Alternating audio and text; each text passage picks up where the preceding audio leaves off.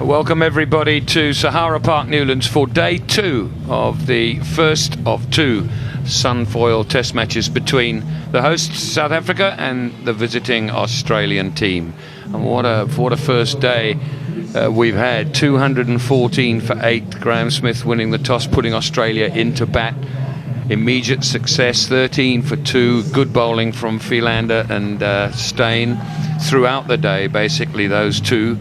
It's felt that maybe the backup bowling for South Africa wasn't quite on the money and wasn't quite as good as it might have been and will become as this series progresses and as the summer progresses. Remembering South Africa haven't played Test cricket for some 7 months, most of them not even any first-class cricket for that length of time. So it's it's something that South Africa are aware of. So they'll be pretty pleased, I would think, with 214 for 8, having put the opposition in. Next to me, former South African captain and Australian Test cricketer Kepler Wessels.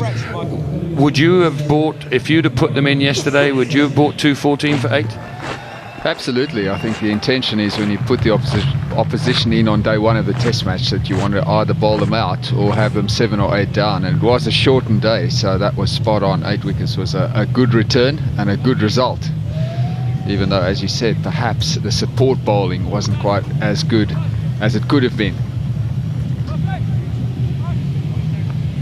Dale Steyn will resume from the Weinberg end. 4 wickets he has at the moment, so he's looking for a 5-wicket haul, which equates to, in most cricketing terms, 100 runs in an innings. So he'll have something to celebrate if he can get one of these last 2 out. He deserves it as well. He was absolutely superb yesterday. He led the South African attack as he's done so often, and that's Billy Docgrove, standing in his 34th test match from the West Indies. And Ian Gould, who had a very good day yesterday, made some excellent decisions. He's in his 22nd test match. Okay, gents, display. Just 2 slips. Clarke on strike. Comment about that in a moment. Kepler, beginning of a new day. Pitch still got something in it. Number 1 bowler in the world. Why not have an orthodox field to start with? Yeah, it is a bit strange, I must say. Particularly a second slip would have been a good idea. That first delivery swung away from the right-hander, so just a 1 slip and a wide-ish sort of 3rd slip in position, but a little bit strange. Although he's got 100 under his belt, he's still got to get back in today. Michael Clarke. That'll bring Peter Siddle on strike. So Clarke not looking to farm the bowling at this stage, having taken a run off the very second delivery of the over. Now we'll see a change in the field. Many more people catching. That's it there. 4 go.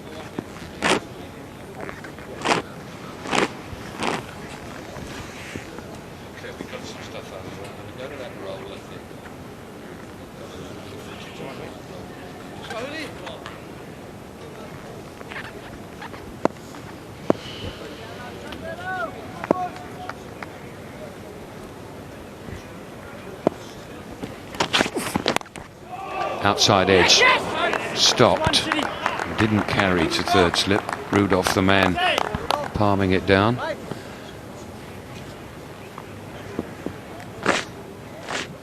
Light roller used this morning, Kepler. Now it's the captain's prerogative as to what roller you choose.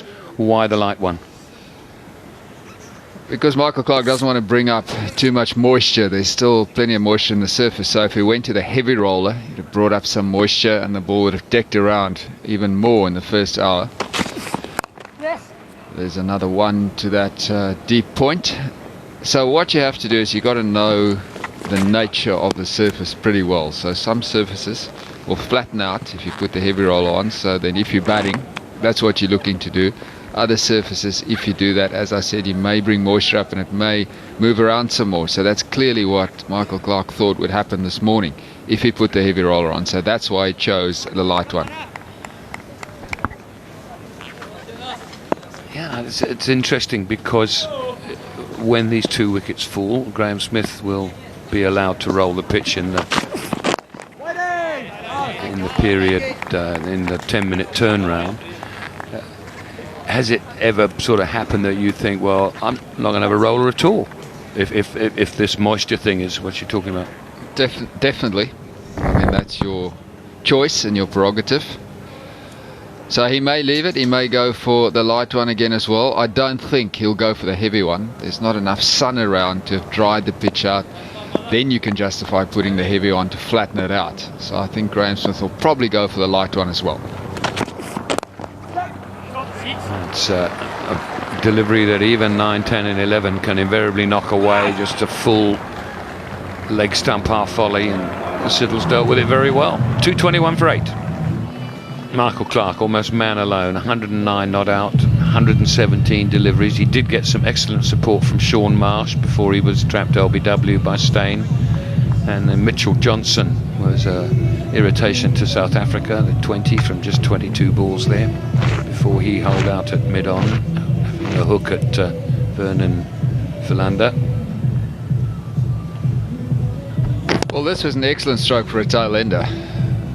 Peter Siddle, his balance was spot on. Played that ball nice and late. He picked that gap through mid-wicket expertly. So good start for him. And he's driven it down the ground for 4. Beautiful stroke to finish the over. 234 for 8. But this was an excellent shot. This was the last ball of the previous over. Beautiful straight drive by Michael Clarke. I think we all agree that we've seen him play a lot, but never better than he's played in this innings.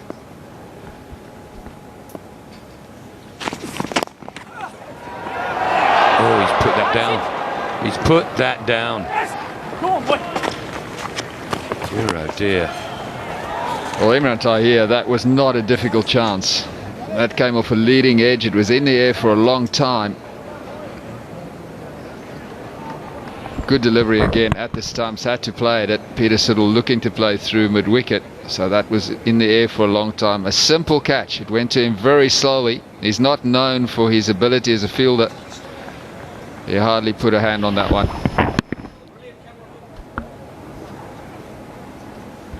Excellent camera work as well. So disappointment there for Imran Tahir. To be spot on, you'd want more in the good length area, but you'd even say that maybe a bit further up, just fuller than a good length, or what would be considered a good length, and it'd be ideal for this particular pitch.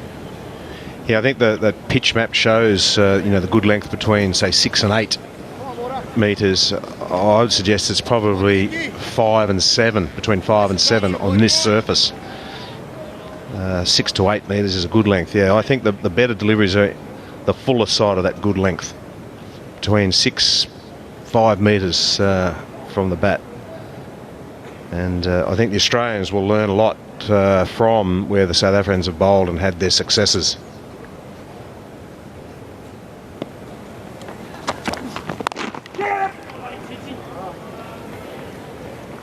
It's good work, this being done by Peter Siddle. Little nudge here, little nudge there. He's on to 13 now from 37. Averages 17 and a bit. So well on his way to get to that average.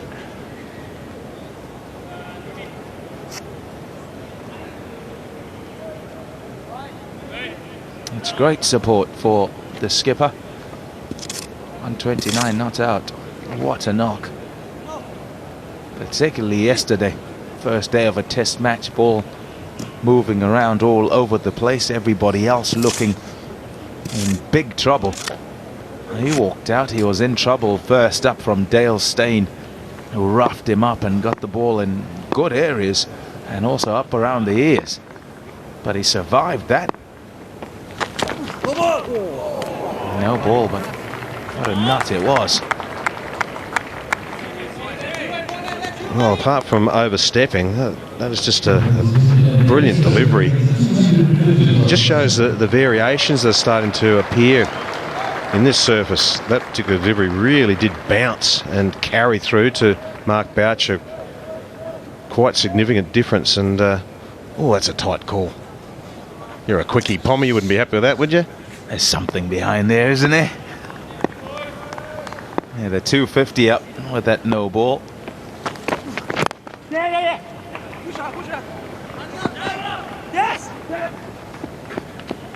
Nicely played. He's looking for the ideal line, is Morne Morkel. More often than not, the ball that he bowls will bounce over the stumps on most pitches, unless it's not bouncing above the knee. But what he's got to find is a line that Clarke will play. Yes, he'll try and be fuller, but he's also get that line that he'll play that'll put him in danger of nicking behind to Boucher and a couple of slips that were. His teammates appreciate the captain's innings. Truly remarkable. He said this morning, actually, that when I asked him how good this knock is, how does he rate it, he said, I'll let you know in a few days' time. He was just over 100 at that stage. I think he'll be puffing that chest out a little bit now after playing strokes like that and going to 150. It's been a treat to watch, that's for sure. Brilliant stuff from the skipper. Not now.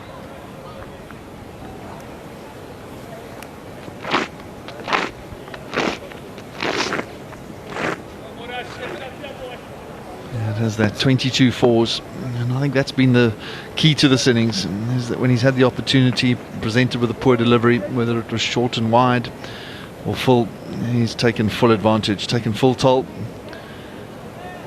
Very good career too, averaging close to, getting closer and closer to 50, 1600s. Now that's done something off the seam, and a cursory glance there from Michael Clarke at the track, and we're still going to see a bit more of that today. Yeah, it's a good delivery, good length, just a bit of bounce and movement away. I'm sure on 151 Clarke won't be disappointed to see that. He'll know that chances are he'll be in the field pretty shortly and asking his bowlers to hit those sort of lengths. He won't be disappointed to see that extravagant movement with a 79 over old ball. And I'll make a few of those seamers take notice in the change room. Bowled him, finish it off, trying to back away and get a boundary. Not to be. Morne Morkel hits the furniture, ends up with 3 wickets, but it is the end of what has been an outstanding knock from the Australian skipper. He really has played absolutely superbly. He has that, and a number of the South Africans go across and congratulate him, which is a nice touch. In a very, very special innings, knocked over by Morkel at the end.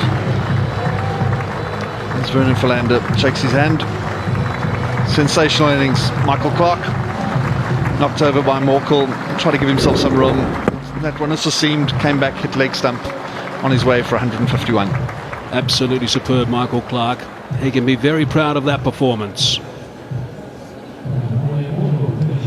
Just a reminder, he was talking about maybe 250. They've got to 284 Australia. I wonder how important those extra 34 runs are going to be. And don't forget, they were 8 down overnight and in quite a bit of trouble. But the South Africans couldn't get a wicket for about an hour and 15 first up today. And then now they've wrapped things up pretty quickly. We've got so much play left in day 2 of this series. It is going to be enthralling, that's for sure. But Australia can be pretty happy with the work they've done today. Scoring rate's been pretty good the whole way through. Again, scored at 3.5 to the over. 70 vital runs for Australia this morning for the loss of those last 2 wickets. Siddle played well. Clarke was brilliant.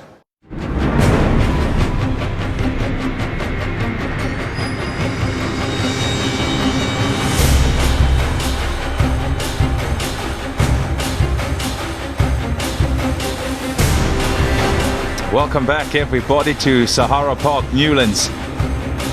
And a look at the session. 20 overs bowled, 2 wickets have fallen, the last 2 in Australia's first innings. 70 runs though scored, a run rate of 3.5 to the over. A look at the Australia scorecard then, 284 all out. And last man out was the magnificent Michael Clarke. He played an outstanding innings of 151. 44 from Marsh, contributed in the 100 partnership, and also 20 from Siddle, which contributed in a half-century partnership. The partnership between Marsh and Clarke was significant after the early loss of Watson and Hughes, contributing 103 off 138 deliveries. And then Siddle and Clarke this morning, well, they batted beautifully there, 59 off 108 deliveries. A colossus in South African cricket is Graham Smith, and fantastic record that he has. 92 matches, nearly 7,500 runs, and an average just below 50. Look at that, 2200s and 29 50s. That is outstanding for a career that is not complete as yet. He's still going and has got some way as well to go. Jacques Rudolph, 36 matches, average 36.21. 500s and 850s. Best score of 222 not out. That was his debut in Test match cricket. So he'll be under pressure, under the pump. The Australians will let him know, certainly. But never mind what the Australians say. The surface out there is still conducive to bowling, and the ball will still move around, especially because it's hard and new. I saw it move around this morning. HD. There was a little bit of movement, and Steyn certainly got some swing. And Ryan Harris, who will be given the new ball, he's a similar type of bowler to Dale Steyn. Gets the ball up to the bat, likes to swing it into the left-handers, and there's two of them at the wicket. I look at Ryan Harris's record. Into his 8th Test match, 31 wickets. He's a wicket taker, and there'll be a bit of pressure on him as well to make sure that he doesn't allow South Africa to get away easy. Shaun Marsh off the field with back spasms. Here we go. Probing start.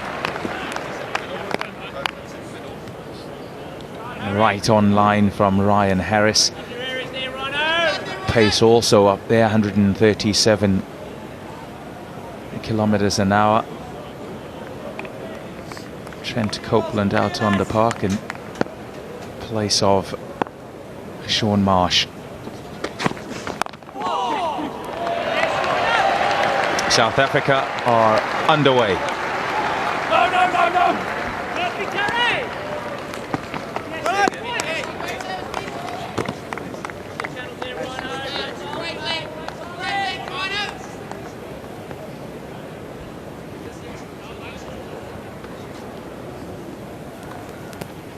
Shaun Marsh will not actually be fielding at all today. It was towards the end of his innings yesterday where the spasms began, and they've worsened through the night.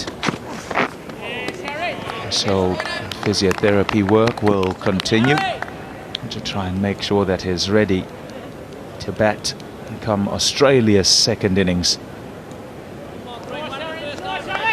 Ryan Harris played a state game before boarding the plane to South Africa. Didn't play in the warm-up game against the South African A side in Potchefstroom, though he had a little breather there, but been rearing to go.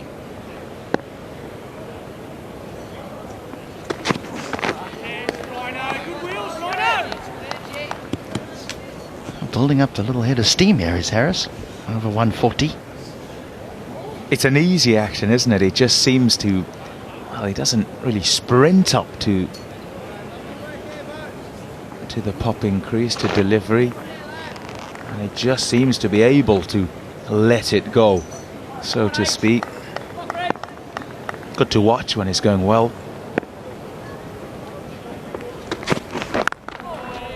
As are most fast bowlers. Dale Steyn was sensational to watch in this match. Harris has had his problems with injuries, knee problems, and I think there's always been a bit of a concern about back-to-back Test matches. But he certainly is someone who's got a good record and has done well when playing for Australia. He's been probing in this over. He's been looking to bowl pretty straight at the stumps, make the batsman play. And Rudolph gets across and he gets through his first over back in Test match cricket quite comfortably. It's 3 without loss. A look at the South African 11. 2 debutants, and they're right at the end of the list. Vernon Philander and Imran Tahir. Philander will probably come in before Dale Steyn because he can wield the willow. Amla, Kallis, De Villiers, Prince. Very important middle order for South Africa. A successful one. They've been very good as a combination. That's it there.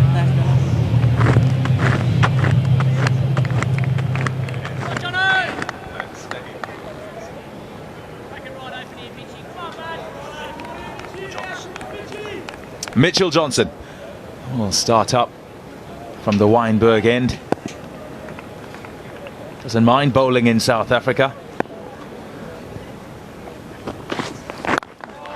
And he seems to find that swing away from left-handers when he's in South Africa. And there's a general feeling that when he lands at Oliver Tambo International in Johannesburg that he gets given a ball that swings, because he doesn't have that same swing when he plays elsewhere around the world. Still has the same pace, but certainly in the last series here he was fantastic with both bat and ball and troubled all the South African batsmen, and I'm sure the tussle between him and Graham Smith will be closely watched. 33 wickets in 7 matches against South Africa. Oh, bowled, very well bowled. Good line that was. It was good pace as well. Rudolph had to decide whether to play or leave and wasn't too sure.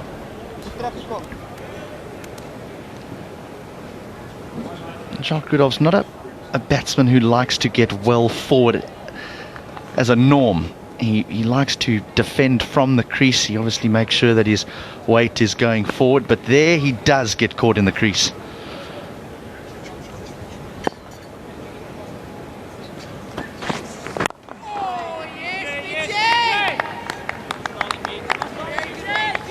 Jacques Rudolph, as I said, makes a return to the South African side. He's scored heaps of runs domestically, did really well when he went off to play for Yorkshire in the English county scene, and has come back, and by his own admission, a better player than he was before when he played the 35 Test matches.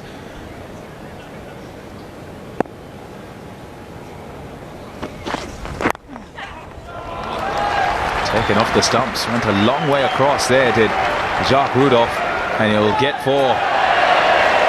It was a teaser for Harris, running around from fine leg.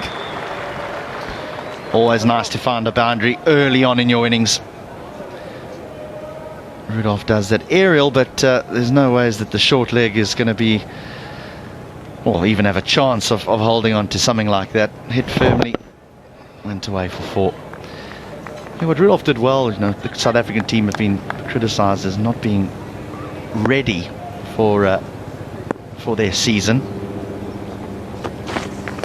Oh, big shout behind. Nothing doing. There was a sound. Straight off the pad. Straight off the pad.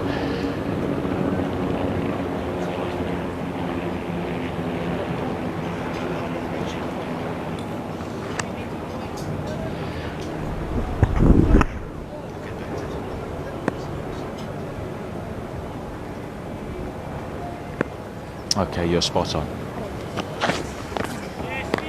Going a long way across though. Jacques Rudolph, 7 without loss.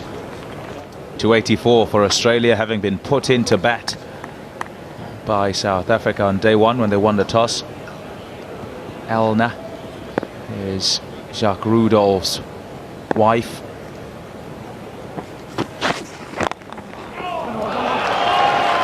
Nicely played. Nicely timed as well. Great fielding. Good effort. And Ryan Harris throwing himself about.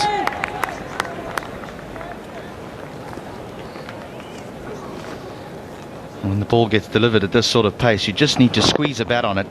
Rudolph does that. Wonderful bit of fielding by Harris in the outfield.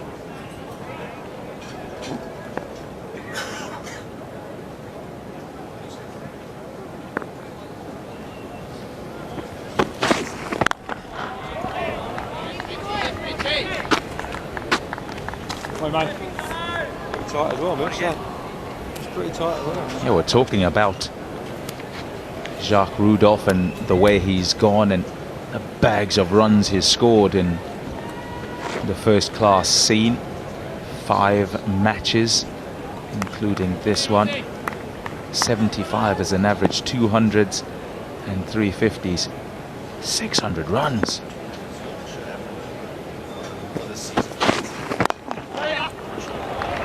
That's well played.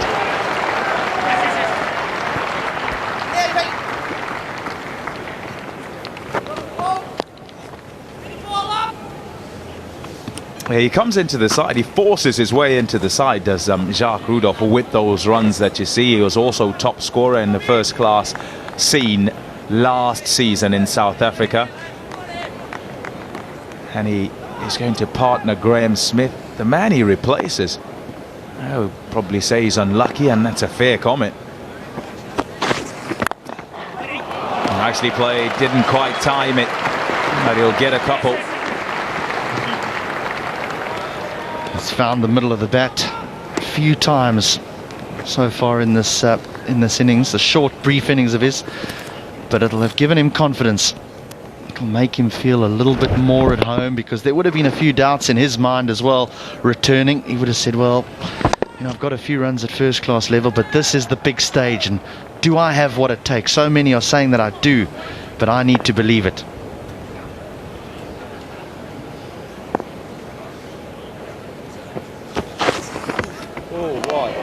Hello. Wide. Is that wide? Yes, it is. Confirmed by umpire Ian Gould. I was talking of the partnership at the top of the order, and Graham Smith and Elviro Peterson had 16 innings together and scored 826 runs.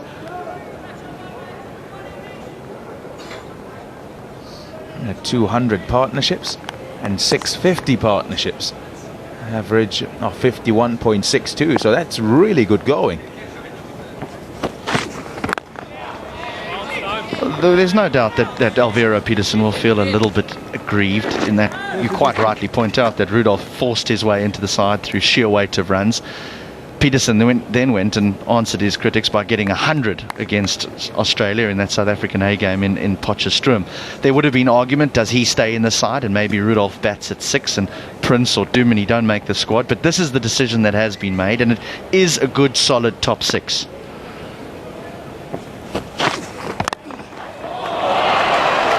Good shot, again not quite timing it, so we'll get a couple of runs. They're thinking of a third. Good running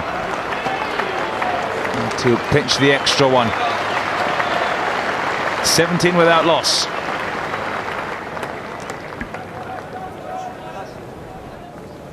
South Africa unscathed at the moment. Rudolph and Smith still together.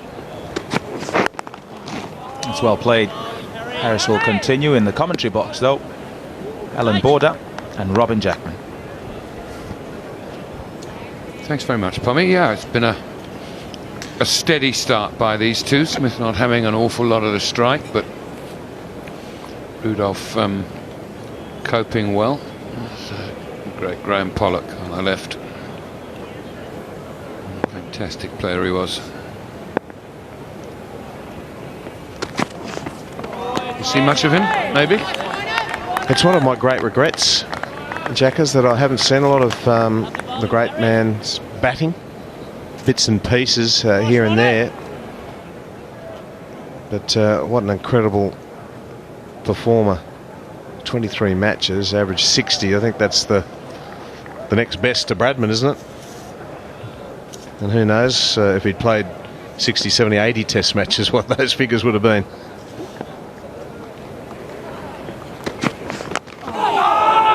Good delivery. That's tickled him up a bit.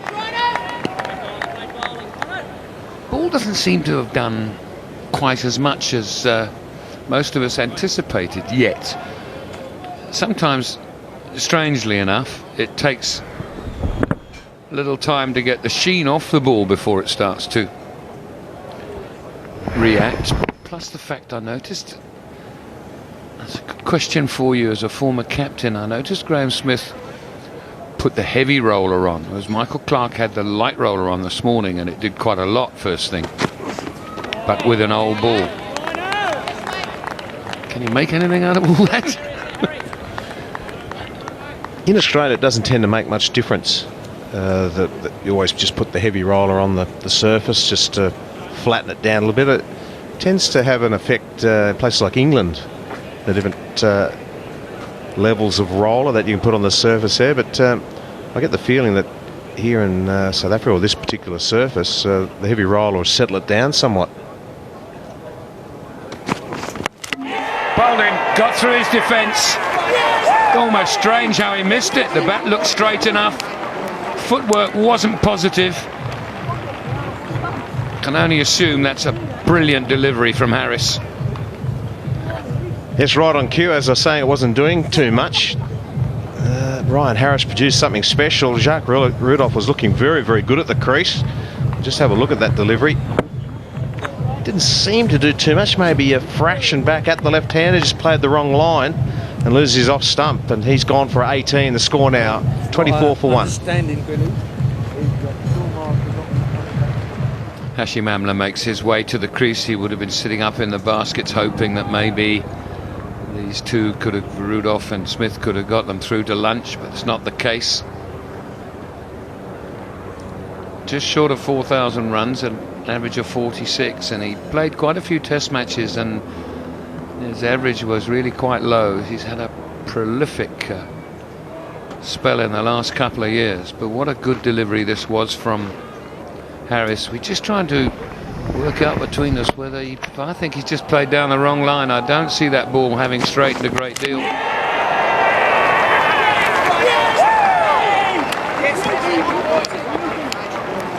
Brilliant camera work there. But just on our observation, it didn't seem to do too much. Just Jacques Rudolph playing the wrong line. End of the over, 1 for 24.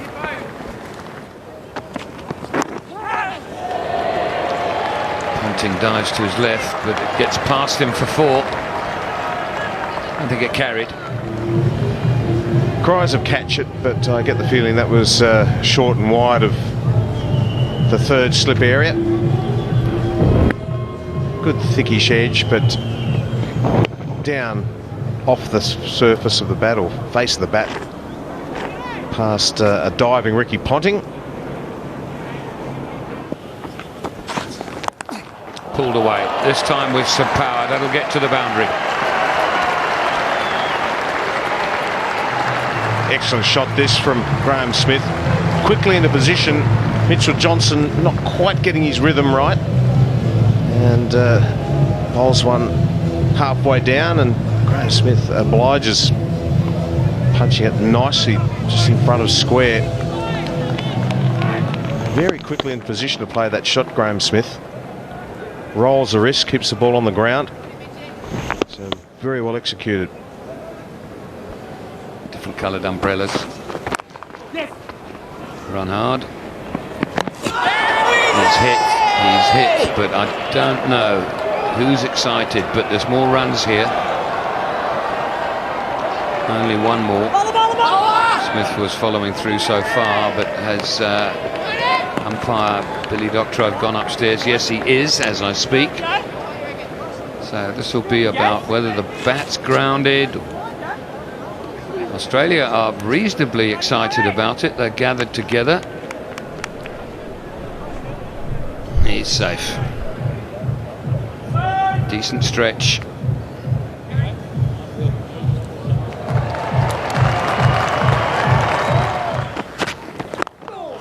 Straight for starters. More defensive field as well now from Michael Clarke. Just the 2 slips in a gully, and then the ring field. Of course, he had those back spasms, Shane Watson. Had a bit of a hip issue as well. Back spasms it was in Port Elizabeth that curtailed that game and kept him out and in doubt for the next one. He played and in the end got man of the match in the final one in Durban. Operating with a couple of slips and a gully. They look after him these days as far as his workload is concerned with the ball.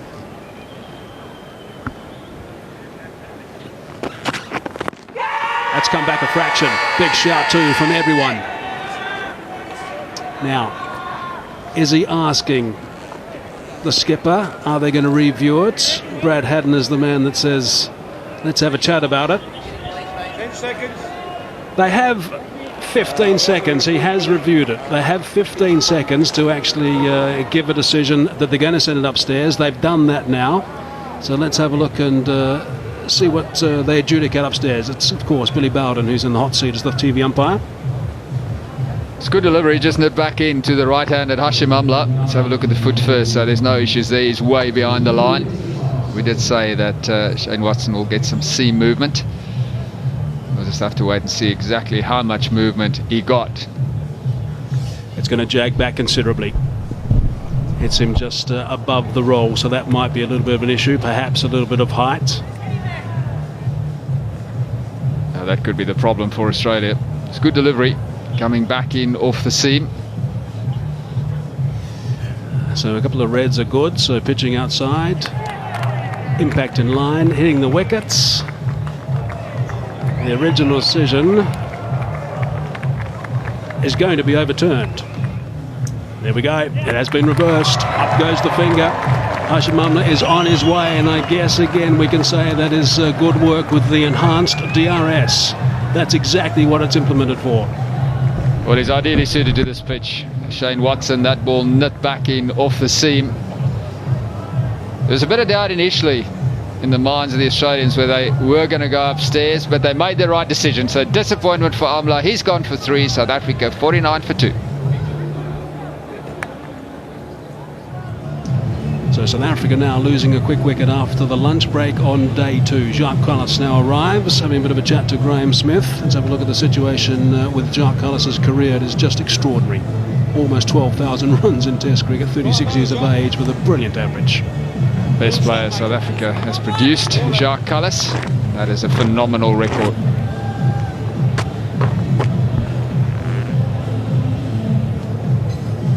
He loves this venue too.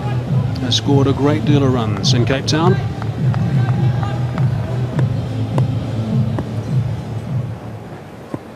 So success first up for Shane Watson.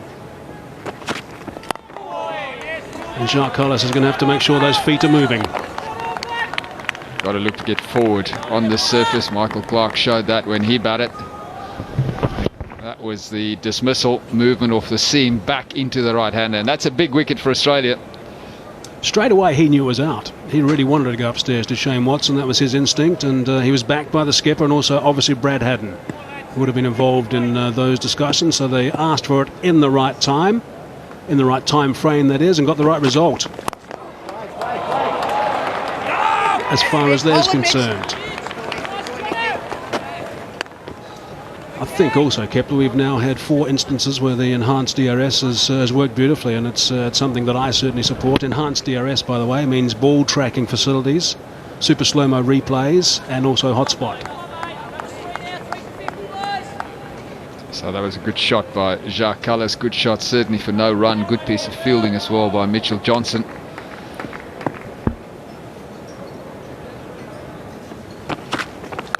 This is good stuff from Watson.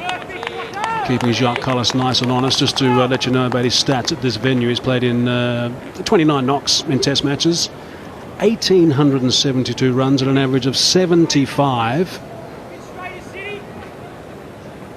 including 850s and 800s. Excellent conversion rate.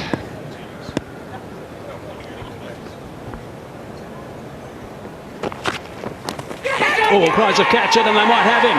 They've gone up, that's for sure. Now, Jacques Kallis is going absolutely nowhere. The Australians are certain that that has been given out. Now, let's have a look. They're congratulating Watson. They think they've got the huge wicket of Jacques Kallis.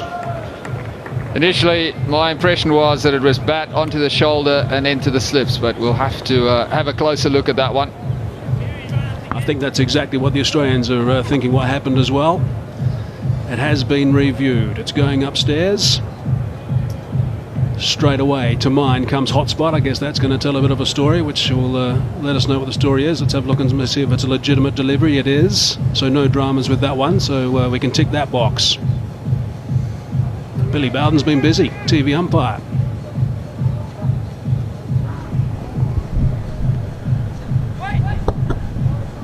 Hard to tell from that angle. Certainly going for the big extravagant pull shot. Let's have a look and see if there's an edge. It looks like it might have just kissed that blade. Hot spot will tell the story, hopefully.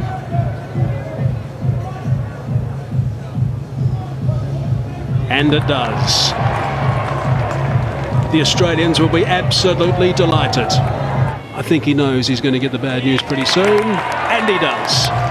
Shane Watson, what a sensational start this is, and a big tick for the enhanced DRS as well. 2 correct decisions made in the end, so that's disappointment for Jacques Kallis. Good delivery, it's a bouncer. Kallis late on the shot, got that outside edge onto the shoulder, and then straight to Ricky Ponting at second slip. So 2 overs, or 2 wickets in this over just after lunch, and a massive one it is for Australia, and that's a big wicket. Kallis gone for naught, 49 for 3. So 14 overs gone. 49 for 3 at this stage. South Africa trail by 235. Suddenly the picture has changed. This brings A.B. de Villiers to the crease, who hasn't batted for a long time except for a dozen runs. A couple of days ago in a one-day game had a bad fracture of the hand, metacarpal bone, a spiral fracture which plates and screws have now mended. Siddle oversteps. Correction, Harris oversteps.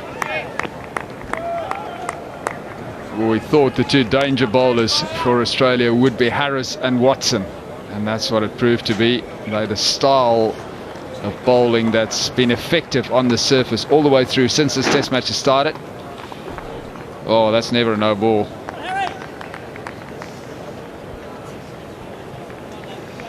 No, there's a bit of an error, that's for sure.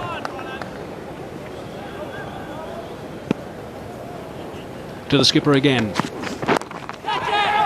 Looks that away solidly on the leg side. Decides to come back for the second as well. Gee, this game has been turned on its head suddenly, Kepler. Oh, it certainly has. Hashim Amla is a valuable wicket, and then Jacques Kallis just as valuable, and that's why A.B. de Villiers is there. That came off that top edge onto the shoulder, straight to Ponting at second slip. It was clever bowling by Watson because he knew that Kallis would be looking to get forward. Quick single. Let's just confirm also that was sent upstairs by Ian Gould, the umpire, as opposed to the players being involved. And I'd just like to make a point that I think that's the way it should be anyway. I don't think the players should be involved in reviews or sending upstairs to the third umpire to adjudicate. I think if the umpire's got any doubt, he should send it upstairs. The umpires umpire the game, the players play. Good stuff from Gould. And Billy Bowden, eventually, Billy. Thanks, Billy.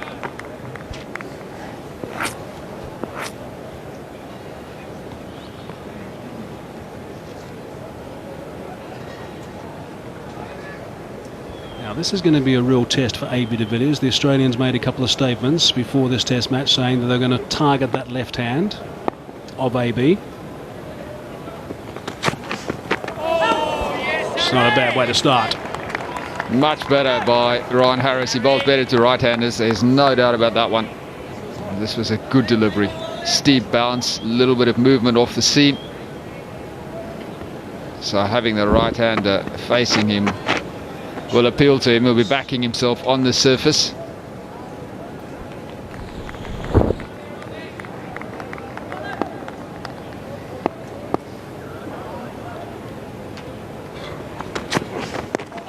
Oh, there's a bit of a wrap on the glove. On the right glove though, not the left. Ball before that last one was an absolute beauty. Now we shouldn't be surprised at all about where Harris bowls to the right-handers. Here's a look at his work. The wickets he picked up to right-handers in Sri Lanka. And that wasn't that long ago, I should say. A different surface, obviously, but that's the length he likes operating. That's an amazing cluster of wicket-taking deliveries. In Sri Lanka, that was.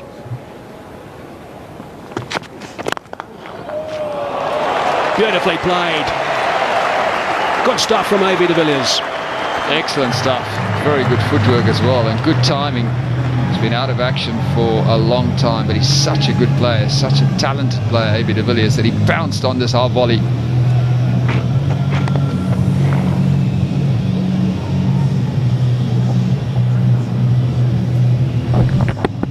It's just too full from Harris.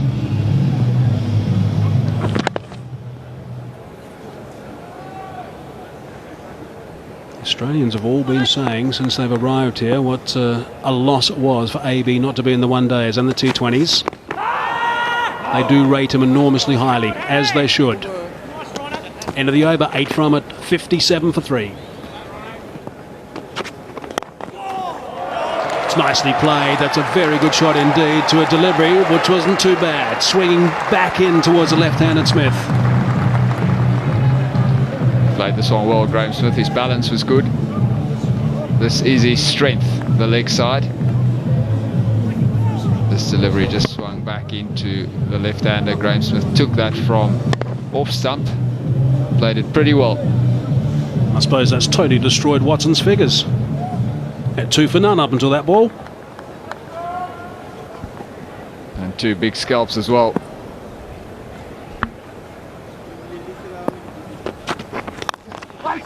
A bit of width this time, a little bit fuller, and driven nicely on the offside by Smith. It's not going to go all the way, so they're going to probably come back for the third, and they do that. A little mini battle won by the skipper.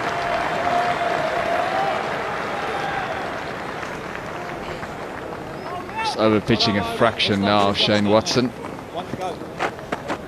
Second one in the over that Graham Smith's foot movement was pretty good. Got that front foot closer to the pitch of the ball. Played that pretty well through the covers, which is not his natural area. Played a couple of nice drives, if you remember, in fact a few in a row in the one-day game in Port Elizabeth, which showed that he was at his best then, so that's always a nice sign to see if you're a South African supporter from Smith. Nice and full, bunted down the ground for 4, so that's a much better over from South Africa. 11 runs coming from it, 68 for 3, good counter-attack. Middle. Well, what a performance by Shane Watson. He's got the 3 big ones. First he got Amla, then he got Cullis, and now the captain Graham Smith. So he's having a wonderful time with the ball. Such a valuable all-rounder for Australia. Graham Smith on the back foot, just got the inside edge to that and chopped it onto his stumps. So real trouble now for South Africa. So Smith is gone. He played well for his 37. South Africa now 73 for 4. Now this is a pretty good situation for Australia. South Africa going to have to dig deep now. Ashwell Prince has arrived at the crease. The vid is on 8. Prince, of course, hasn't faced a ball at this stage. But Shane Watson has been the man of the moment. Ashwell Prince has been in pretty good nick at provincial level. He's played some 4-day games. Averaged 40 against India. Averaged 40 against Pakistan in the last 2 test series as well. But he's going to have his work cut out at the moment. They will be aggressive, the Australians. Back in the middle order, Ashwell Prince spent quite a bit of time at the top of the order. Did well initially, but didn't enjoy that, so back to his favourite number 6 spot, and that's why he's there. Graham Smith just playing away from his body a fraction, getting a thick inside edge and ball going on to the stumps. Oh, that's a big shot. First up, is the finger going to go? I think it is. It's to the heavens. Shane Watson is having an amazing time right now in this test match. Well, this was an excellent first up delivery. It was full, it was straight. Ashwell Prince played all around it, and when he got hit on the pads, you just knew the finger was going to go up. Hit him very low down. This delivery was full, and it was dead straight. Pitched on line, would have gone on to hit middle, halfway up. So, excellent bowling by Shane Watson. What a performance. Ashwell Prince very disappointed. He's gone for naught. South Africa in all sorts of trouble. 73 for 5. Since lunch on day 2, South Africa have lost 4 for 24 in 4.2 overs, which brings Mark Boucher to the crease with Watson on a hat-trick. Mark Boucher so far has had a pretty good game with the gloves, and South Africa need him now with the bat. So the hat-trick ball coming up. Shane Watson has been a handful. He's bowled exactly the right length and the right line. He's got some movement off the seam. We know that Mark Boucher's a fighter. We all know that. He's taken 500 catches in Test match cricket. And this is quite interesting. It's a little mind game at the moment, I'm sure, from Michael Clarke. He's just taking all sorts of time out there for this hat-trick ball, putting a man at a short mid-on. 3 slips and a gully and a catcher straight on the onside. A couple of Australians are on their feet. Watson charging in now. Oh, and it wasn't that far away. It was well played by Boucher then as he jammed down on it. It was well played. It was an excellent delivery as well. Made Mark Boucher play. It was straight at the stumps. Just a fraction of movement into the right hand as well. So Watson has got 4 for 11. De Villiers and Boucher have got to dig really deep now, and this the first of 2 Test matches.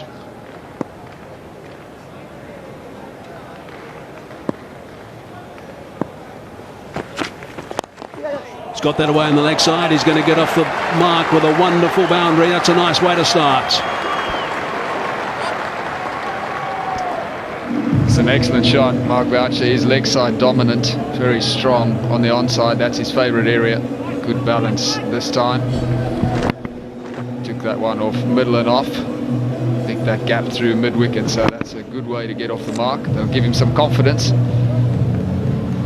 You could almost bet, if you looked at his career wagon wheel, that he would score somewhere around about 65, maybe 60% of his runs on the leg side. That's how he plays. Sometimes it's even higher in the one-day game, as he tries to seek boundaries in that region.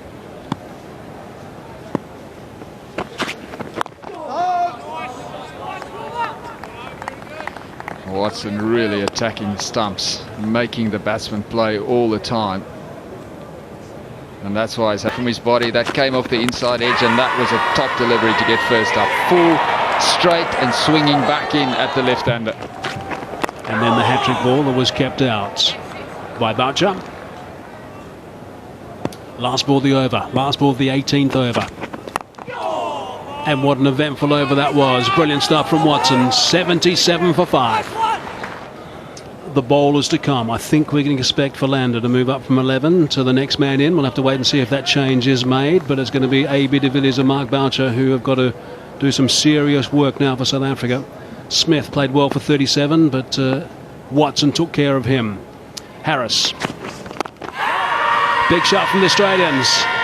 Huge shot from the men behind. Now, Ryan Harris is going to have a word to see if this is going to go upstairs for another review. Yes, they're upstairs for a review. Wow, we're seeing all sorts of action at the moment in this Test match since the lunch break. Harris is pretty confident about this. Obviously, Haddon would have had a little bit of a conversation and would have known if it was worth sending to Billy Bowden again. Billy's been busy. So let's have a look and see how this one is going to pan out, because first of all, we're going to tick that box and confirm that it's a legal delivery. Let's have a look and see if there was connection with the willow first or after. Might just be just before the bat. We'll have to have a close look at that, I think. It's not much of a stride in. I don't think there's going to be too much problem with any height issues. It's pretty tight to call this one. We'll have to see if it was pad before the bat. That's going to be the telling issue here. I think we can confirm it is pad before the bat. That will be my call at this stage. But is it going to be too tight to be called? Hotspot, what's that telling us? Yes, it is. Hotspot is confirming that it is pad before the bat. So this could be problems for A.B. de Villiers. It certainly pitches outside off. That doesn't matter. Impact is in line, going on to hit the wickets. And I think we're going to find that this is going to be on the way for A.B. de Villiers. So again, enhanced DRS has been used in this Test match with all the tools. Hotspot doing a great job, as well as the ultra motion camera assisting with the adjudication. Billy Bowden's just going to have a little bit of time, as he normally does, Billy, and relay down to Billy in the middle. Billy Doctrove, that is. And up goes the finger. A.B. de Villiers is on his way. This has been a brilliant little mini session from Australia. They've lost another wicket. Have South Africa. A.B. de Villiers departs. As we have a look one more time, you'll see it hitting the pad first, then onto the bat. Hot spot confirmed that's exactly what happened. A.B. de Villiers goes for 8. 77 for 6 now. Since lunch, 6 overs and 1 ball, South Africa have lost 5 wickets for the addition of 28 runs. In the commentary box now, Craig Matthews and Pommy Mbongwa.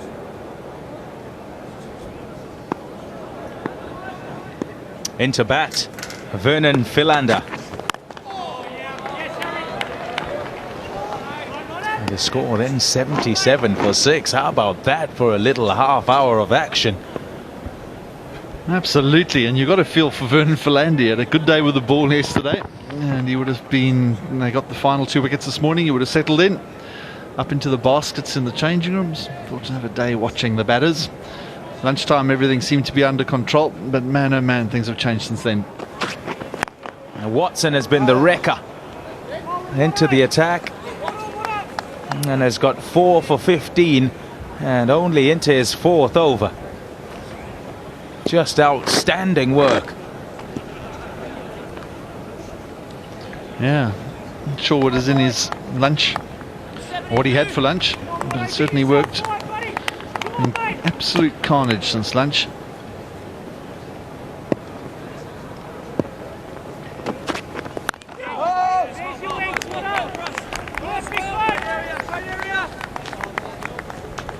Yes, there's been carnage since lunch. Have a look. And that's the first of them to go. He looked around, Hashim Amla. Look at Watson. He felt that he had his man. He then decided to go short. Cullis looking to get forward, and then, oh, how about that? Look at that reaction. Graham Smith, he went off, and Prince struck on the pad, and also A.B. de Villiers, all gone. Oh dear, that's going to be pretty close. I tell you, the finger's gone up, and straight away Mark Boucher has decided to go upstairs as well and have this reviewed. Australia on fire.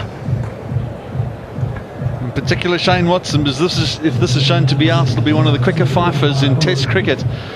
Just 20-yard balls for a fifer. No ball, no problem there. Yeah, look at the business end now. Pitches. Yeah, the issue may well be the height. That's what Mark Boucher will be hoping, that it's too high. It doesn't look too bad there. Remember, with the decision having been given as out, if it's hitting the stumps, if it's clipping the stumps, it may well remain on-field call, which would then say Boucher's out. No bat on it. Certainly no bat on it, as hotspot shows. And now for the Hawkeye to give us whether it was in line or not. Red, and clipping, and it is the orange, as I was telling you. Umpire's call, so Mark Boucher will have to be on his way, and South Africa, oh dear, oh dear, oh dear.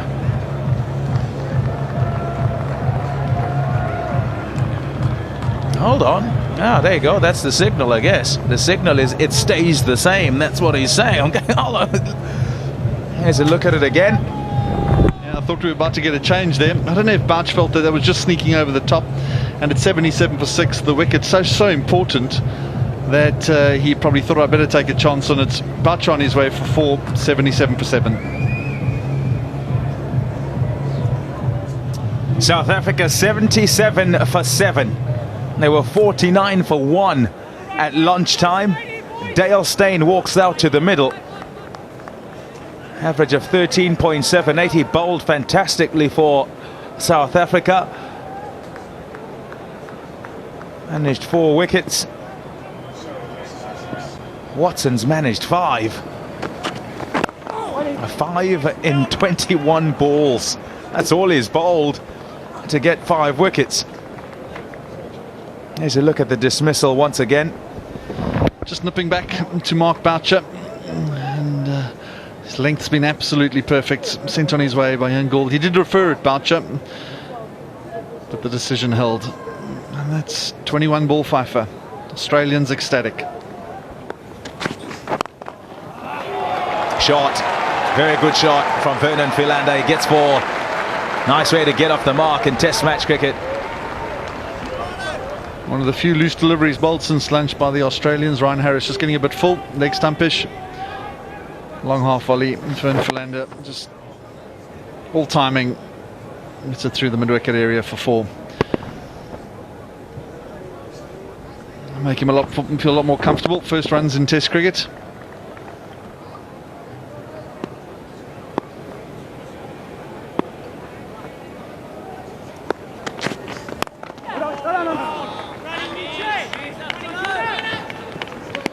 You've got a feel for these two, don't you, Pom?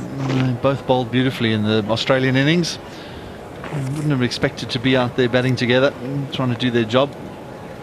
I felt they would have done most of their job as the bowling side of it. Now they're going to have to fight really, really hard to see how close they can get to take it past 100 and maybe get it towards 150.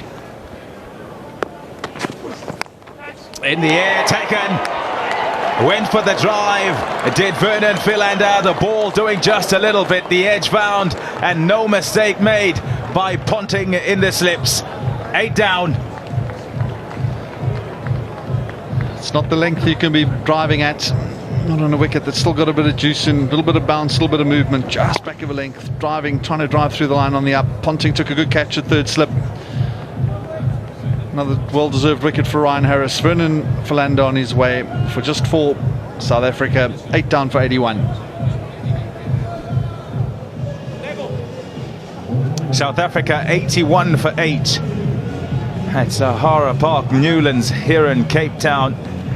Won the toss on day 1, put Australia in. They got 284 thanks to Michael Clarke playing a gem of an innings, getting 150. It's Morne Morkel who walks in at number 10.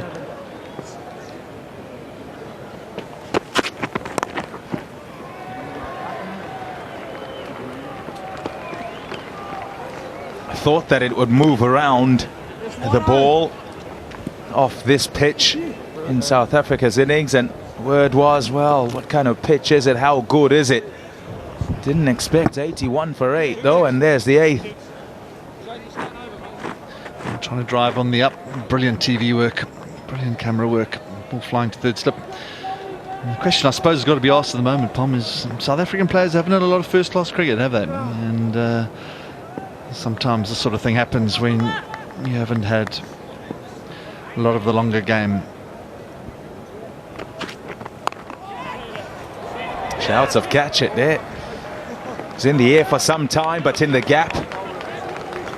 Every run counts.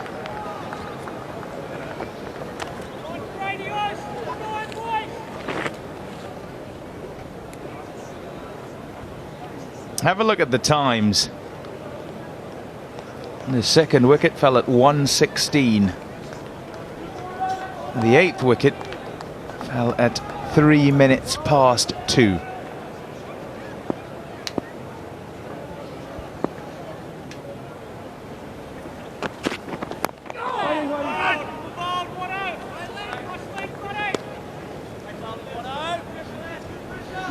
You've got to say, I don't think I've seen this too often in Test cricket. 21 overs, 8 down in an innings. It's you don't see this too often. And it's not like it's some tearaway fast bowler. Somebody who just bowls sort of just above medium pace. He's got the ball in the right area. He's gone 5 for 17 in 4.5 overs. Morkel's on his way. South Africa in a heap at 83 for 9.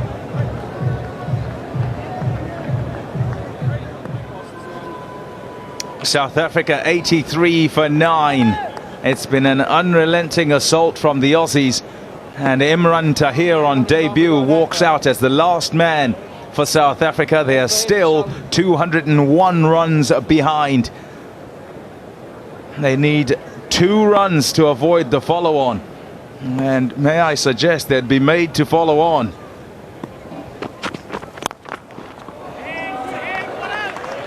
have to look for those 2 runs, because as South Africa, your best chance is to get Australia in again whilst the pitch is doing a bit. That's a look at the run out. Yeah, called late, a bit of a stutter. And celebrations all round for Peter Siddle and his Australian teammates.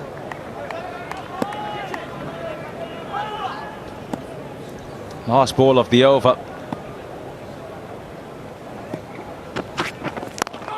Oh, very straight that was. Well kept out. 83 for 9.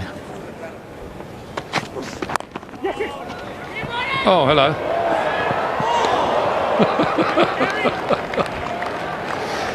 Brilliant effort from Harris. Wonderful off his follow through.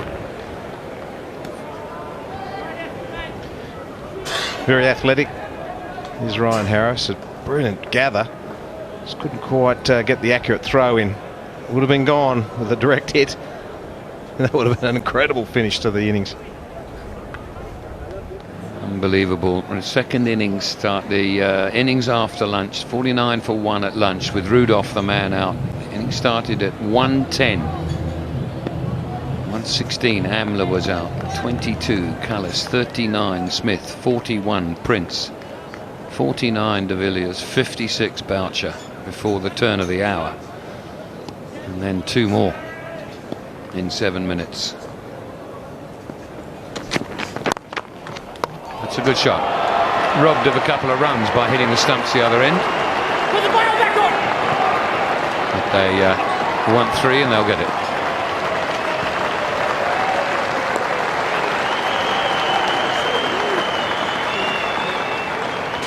Not the shot of a number 11 batsman. Fine straight drive, slightly over pitch from Ryan Harris, trying to hit the stumps, but very good shot, and yeah, just hitting that stumps at the other end certainly saved a boundary.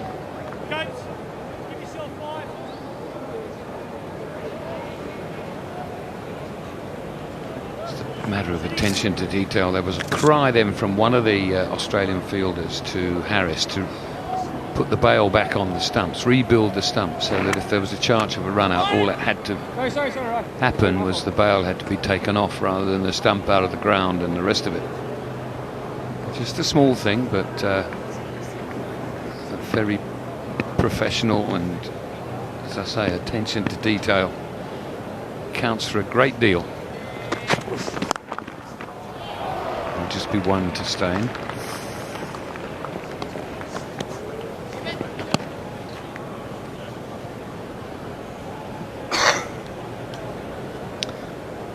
Yeah, I wonder what Ryan's been trying to hit the stumps from Imran Tahir. Maybe it's time to shorten him up somewhat. Maybe give himself some room then, Imran Tahir. But gee, the grouping from the bowling has been very, very good. Good to full. Perfect. And that's good enough. Harris finishes the innings in a remarkable turnaround in this test match. They talk about you can lose a test match by losing a session, and that just might be the case here. This session and the first to a degree of the day, while Australia's last 2 wickets put on a substantial amount of runs, and now since lunch this has just been it's just been Australia, Australia and Australia, and remarkably the third umpire has been as busy as the 2 out in the middle. Billy Bowden's been as busy as Billy Doctrove and Ian Gould. Well, welcome back to Newlands here in Cape Town. The second day of this unbelievable first test match. Australia got themselves to 284 this morning. South Africa went into lunch at 49 for 1, and then mayhem. 96 all out. Watson 5 for 17, Harris 4 for 33. Let's have a look through those wickets. The first will be Rudolph, after batting really quite nicely and looking pretty comfortable, and how that ball got through there we're not quite sure, though maybe he played just a little bit down the wrong line. And then DRS took over. Given not out, went upstairs, and the decision was changed. Amla just in front there. Has he hit the ball? Has he? But all the various technology proved it hadn't. Then Callis also given not out, caught it slip. It goes off his arm, there's no doubt about that. But in real trouble. A run out is invariably involved here. Morkel looking at the fielder just a little bit, and then towards the end not getting a really good stretch in with that long reach that he has. And then Tahir misses the straightish one. Harris finishes up with 4.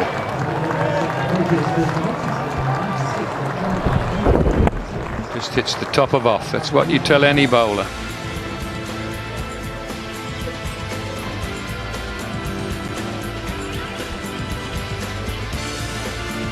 And that's the time. Just look at the times of the way those wickets fell. 24 for 1 at 12:03.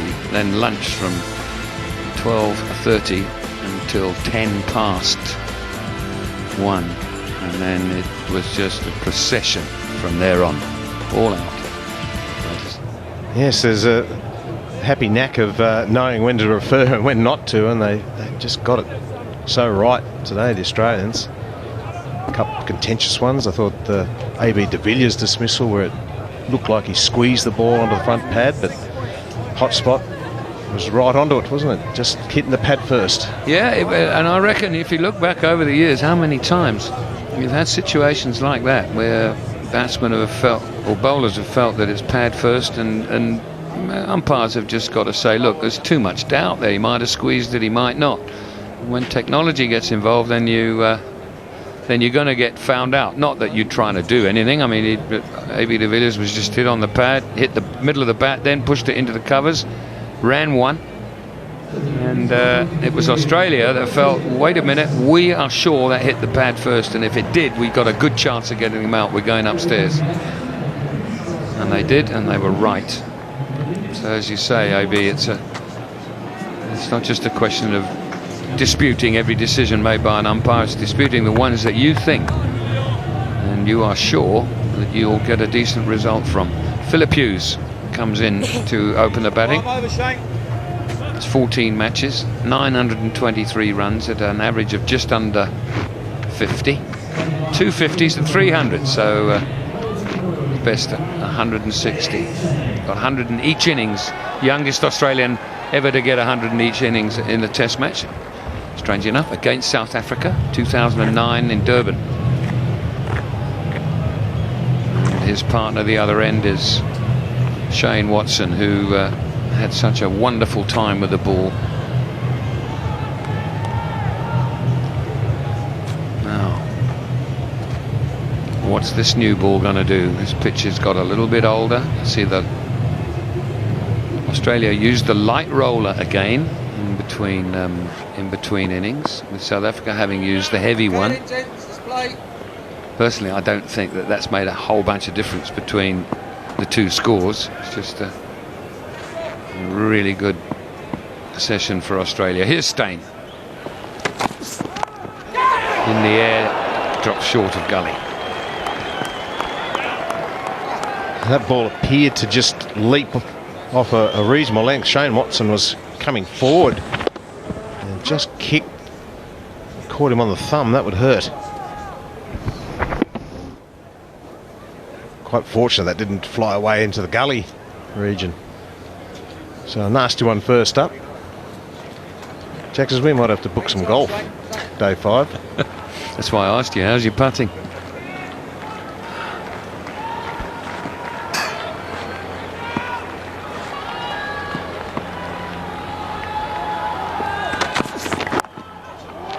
Through the gap and run away for 4. The lead increases. It's not as convincing as you might have liked, but Shane Watson just going with the swing, and he'll say that he meant that. Just gliding it down through that vacant third man area. Probably went a little finer than he intended.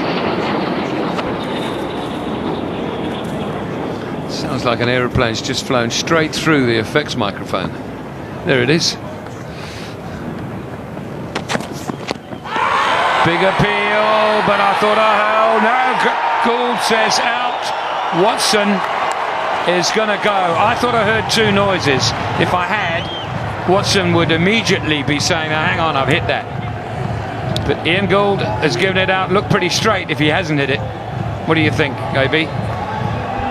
Yeah, well, Shane Watson's not going to refer that, and he probably thinks, well, I don't think I got an inside edge onto that. It was pretty straight. He conferred with his partner at the other end, so Australia have lost their first wicket. Watson goes, LBW. It did nip back a long way, and well, I suppose watching that replay, was it going past the leg stump? Ian Gould says no. See what the hawker would have said. Says there's a bit of height and a bit leg side. Watson goes for 4. It's 4 for 1.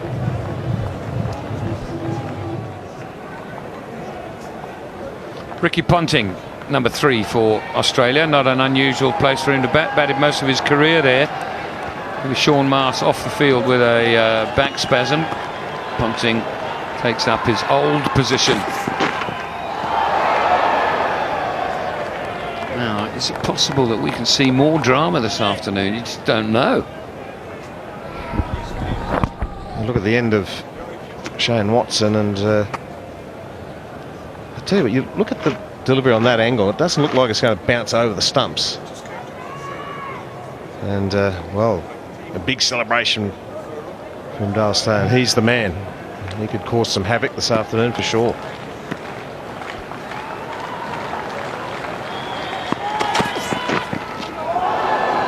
Next one down the leg side as well. He'd be disappointed in that. You get a player even of Ponting's stature, when he comes in, you've got to have him playing in and around that off stump early on.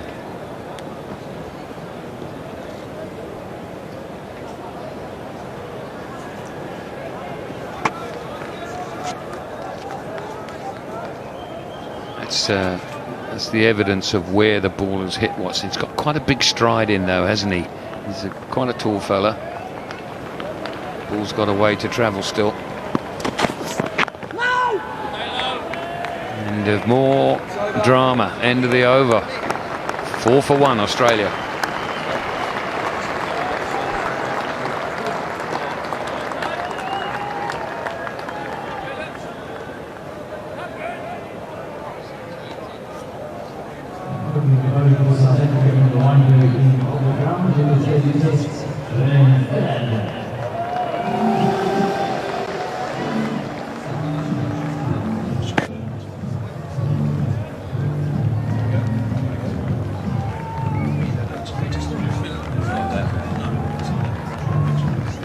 Just evidence of Hawkeye's interpretation of Watson's dismissal. It's quite a big stride, you see.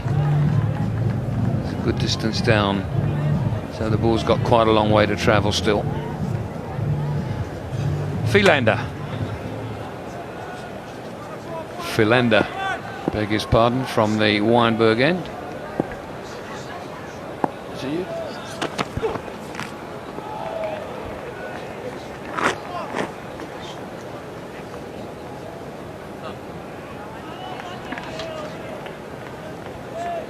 And it's time now for a change in the commentary box. H.D. Ackerman is with Mike Hazeman. Thank you, Jackers. Goodness me. What an extraordinary afternoon so far.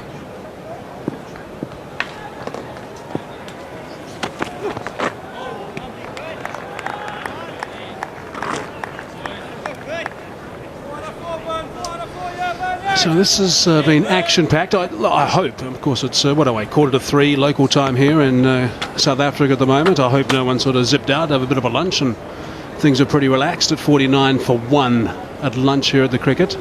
South African time, that is. Suddenly they arrive back in front of their television screen and see Australia have already lost 1. We have seen some amazing stuff.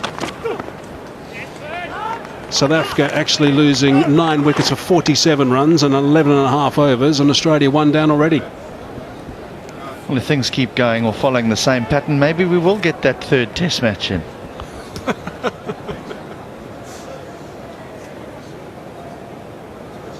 So the lead is 192. Australia are in a very solid position, and of course it was Shane Watson who was nothing short of sensational.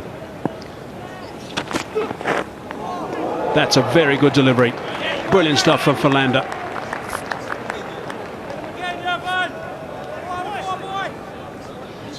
That's exactly how he got Phil Hughes out in the first innings. Just nips it away off the seam.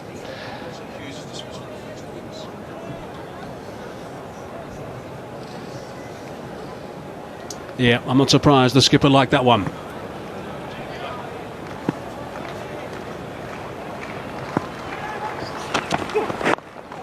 It's good stuff again from Vernon. He's on the button, that's for sure. Testing Hughes with the delivery before the last one, but this is what happened in the first innings. Wonderful delivery from Philander. Just looks to seam it away from the left-handed Hughes. Nothing he could have done about that. Perfect delivery to an opening batsman. You know what my assessment of that dismissal is? My assessment is that Hughes is a very good player. He had to be a very good player to actually get a nick to that ball. It's not the prettiest of styles, but we know he certainly can be effective. Good stuff from Philander. A maiden. Testing one. 4 for 1. Edged and grasped. Regulation catch. Skipper's put it down. Another brilliant delivery from Philander. He really is giving Hughes a serious working over, and they should be 2 down. When it rains, it pours. Regulation catch for Graham Smith at first slip, and he's got a good pair of hands. This one goes down, and that's not going to help at all.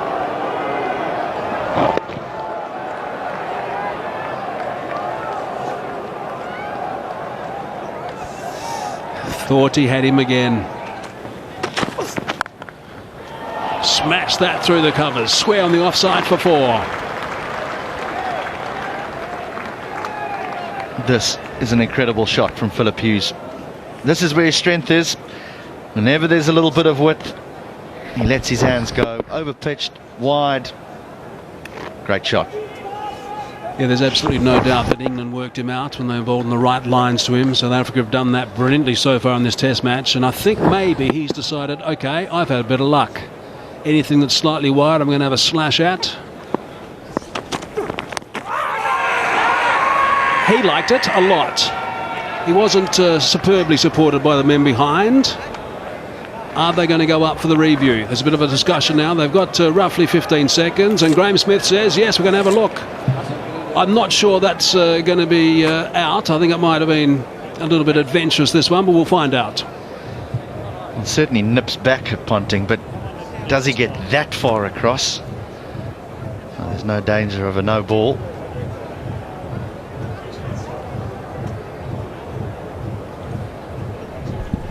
Nips back.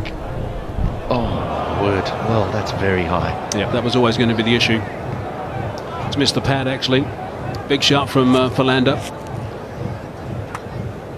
Original decision, just a reminder, is not out. So let's have a look and see where it pitches. Just outside the line, impact in line, just missing the wickets by some distance.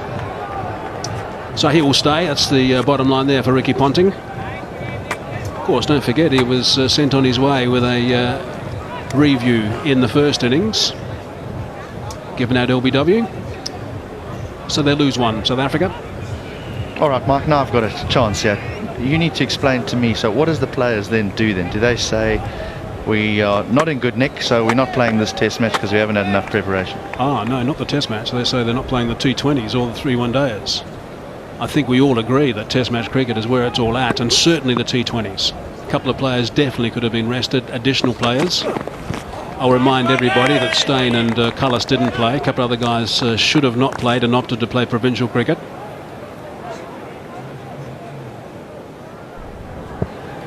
Philander to Phil Hughes in his previous over, bowled an absolute cracker, very similar to the first first innings, found the outside edge, but this time Captain Graham Smith put him down.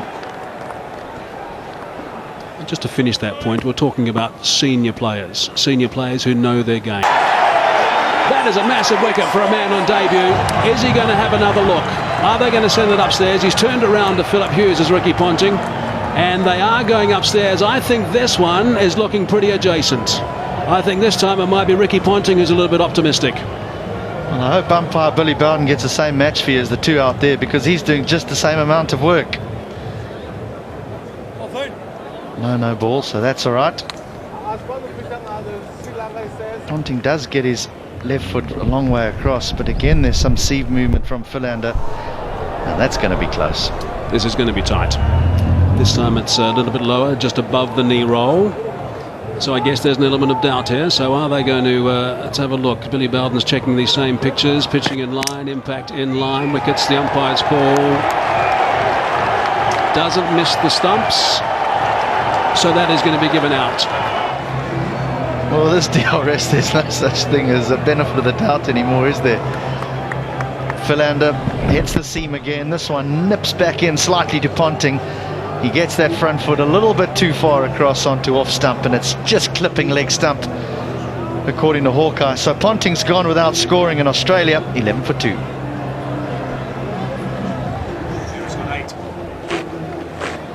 So Australia now 2 down, had 11 on the board only, and this bloke only just finished batting just before lunch. Michael Clarke it is, the captain, smiling. Why wouldn't he be? Superb, 151 in the first innings. 11 wickets have gone down for 58 runs in this session, and we're still not finished. How many have DRS got?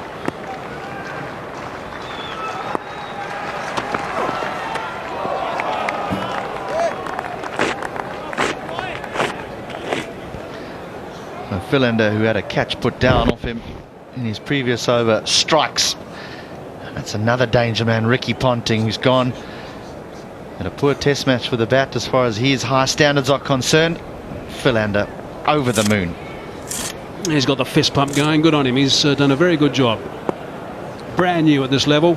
He's been a solid performer at provincial level for many years. It's a good leave from Clarke.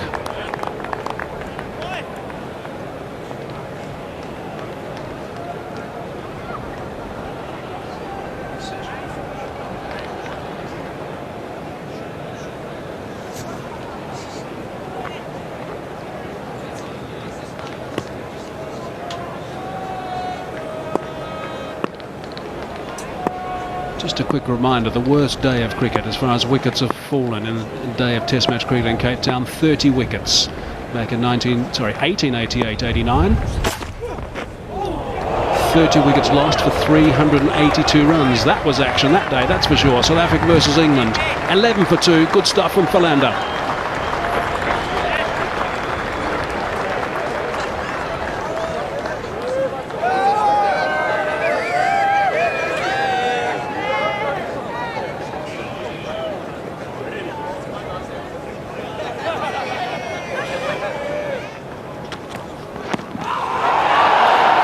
They're excited about this one as well. Not out's the yell from Ian Gould.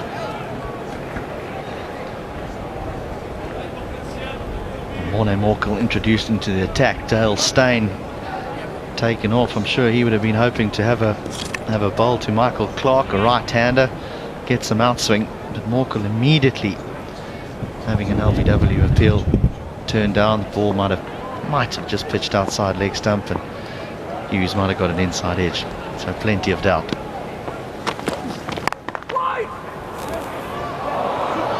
Just got past A.B. de Villiers.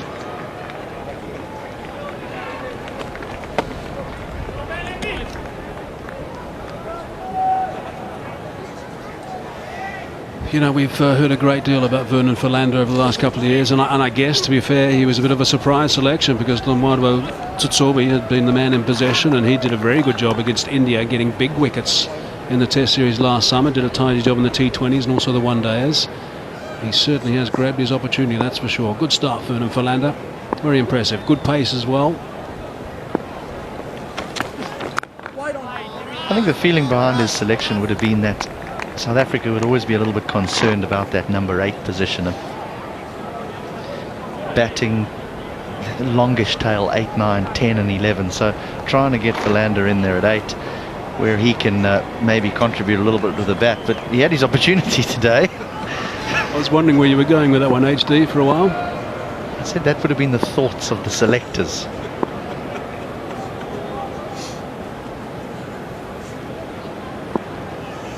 Lonwabo doing the boundary riding. Never a great job, that's for sure. That one. Africans, they have started to celebrate. It's been called and claimed straight away by the catcher.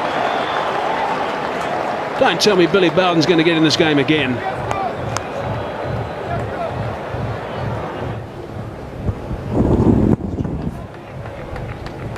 Let's have a look. Hughes is watching very closely. I think we'll find that that's actually been caught. The problem is, now that it has been sent upstairs, are we going to have conclusive evidence? That's hard to call from there. Straight away he's claimed it. Up he went. Jacques Cullis was probably the man in the best position to see it as well at second slip. Let's have a closer look at this one. Super slow-mo. See if we can just freeze this down. That's out.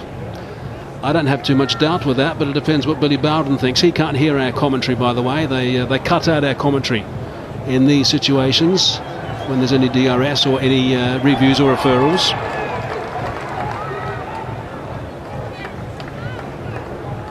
So it's hard to call. I'll say it again, I think it has been caught and I think it is out. End result is that he has been given out, and I think that is the right call.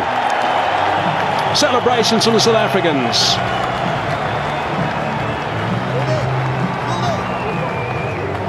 There's been quite a few batsmen who've walked off the Newlands ground today shaking their heads. Another one, Philip Hughes, he turns around. There's an outside edge. Good catch by Jacques Rudolph. Hughes is gone for 9.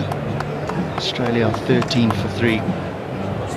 Michael Hussey has joined his captain Michael Clarke, who played so beautifully in the first innings and probably has a better idea of how to bat on this pitch than anybody else right now, purely because of the amount of time he spent at it. Hussey was out to Morné Morkel for 1 in the first innings, and it's going to be Morné Morkel bowling to him as we open up the the third session and final session of the day. It'll be an extended session to make up time lost yesterday throughout the rain, because of the rain.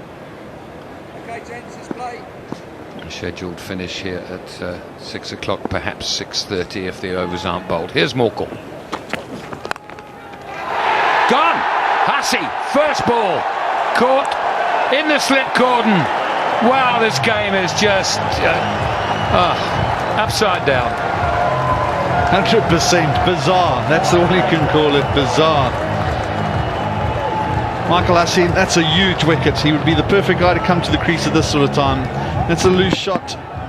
Driving at it, Hussey has gone straight to Ashwell Prince. It's a wideish gully. On his way, Morkel ecstatic. Australia 13 for 4.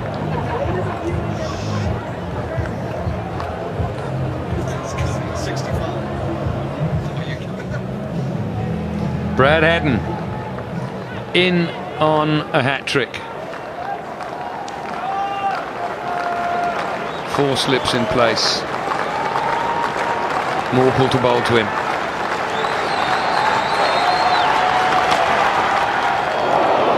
With the lead. An important shot to be able to play. That end of the over. 7 gone in this innings. 13 for 4. Look at that scorecard. Australia's second innings. Watson, LBW, Steyn 4. Hughes caught Rudolph, bowled Morkel 9. Ponting, LBW, Philander 0. Hussey caught Prince, bowled Morkel 0. Here's Philander.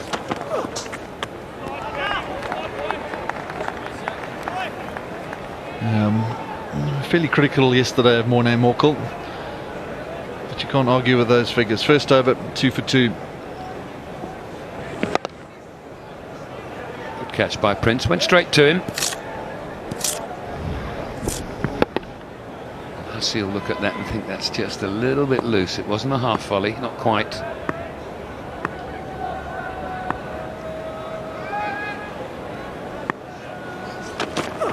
Yes. A couple here for Clarke.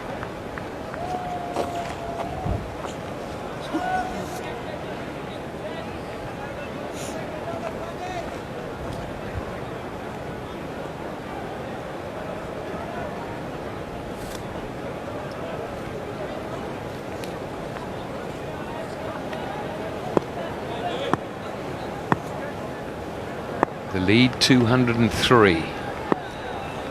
For 5, is it? Or is Michael Clarke going to be his Billy Bowden's in business again? Did I hear two noises then?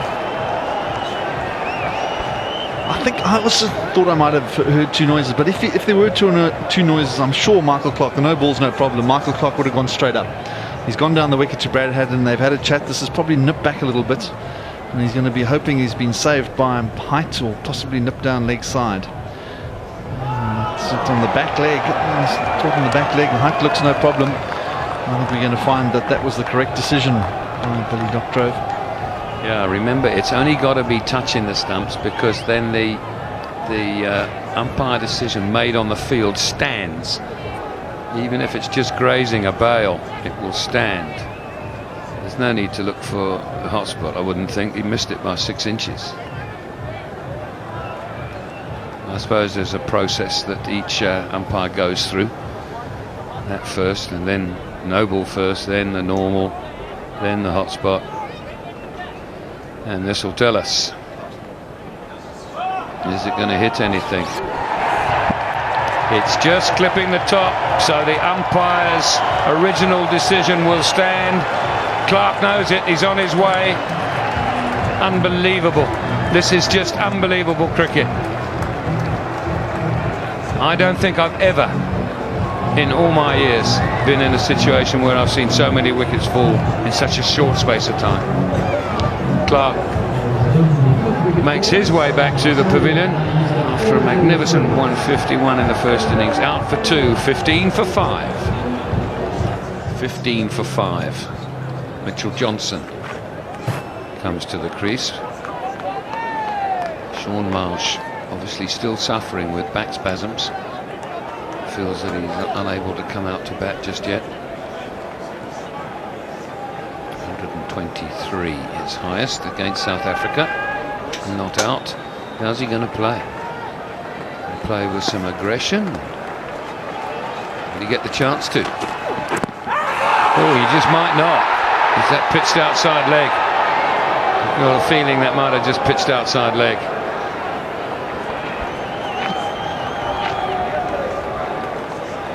Robin, you played and watched a lot more cricket than me. As you said, you've never seen anything like this. I certainly haven't. He's definitely missed it, but probably pitched outside leg.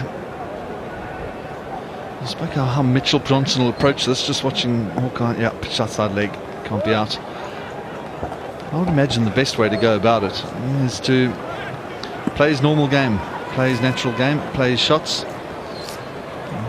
So far, trying to play normally hasn't worked here. A man back on the deep square leg boundary.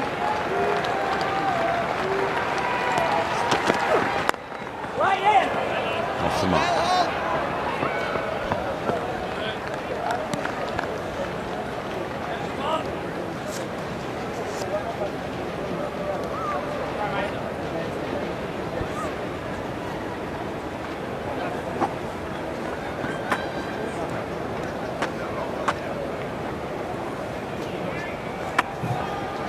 Fantastic debut this man's had.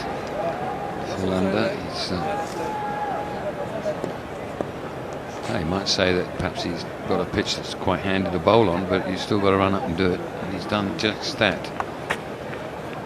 3 for 63 in the first innings, 2 for 6 he stands on at the moment.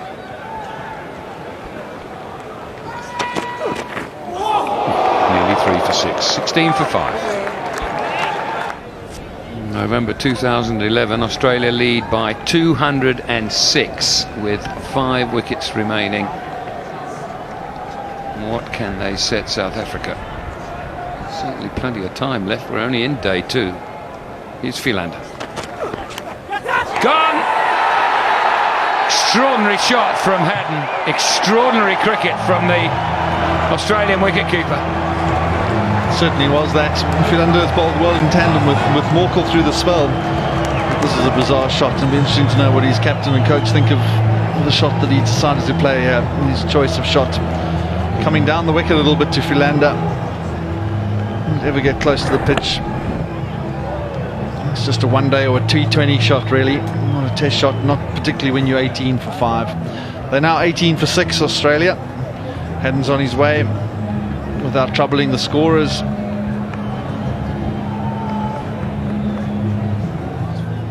$18 for 6.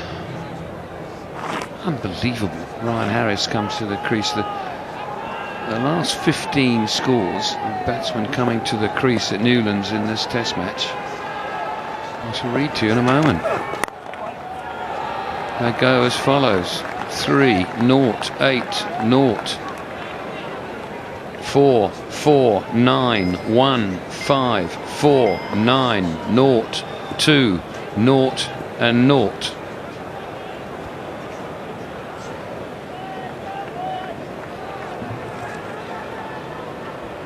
Incredible. 49 for 1 South Africa were, bowled out for 96. And that goes past the outside edge.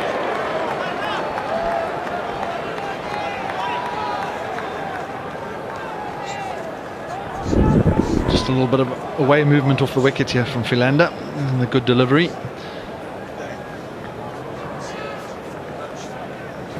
Low scores in test matches at Newlands. Australia are going to need to play quite well to get to 35 at the moment. So an 18 for 6. They've got one man down injured. I'm not sure if he can bat, Sean Marsh.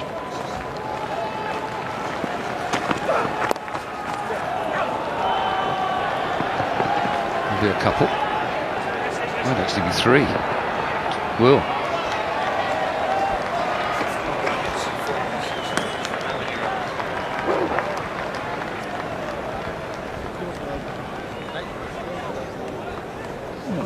This is, I wonder, you don't really want to walk back into your own dressing room, do you? Yes, he just thought the best way to play this is to be aggressive, but he never got anywhere near it. When it goes wrong, woo, it looks awful.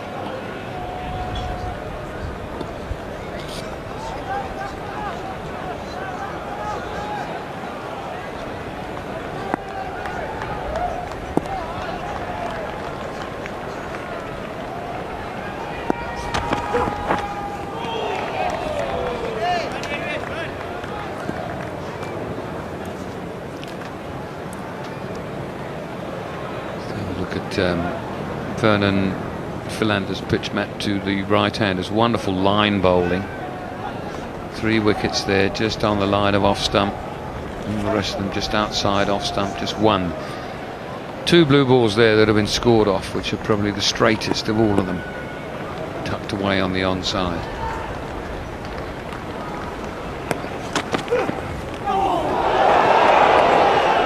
It's 21 for 6. You got that t-shirt made quickly. Since lunch, 12 wickets have fallen for 48.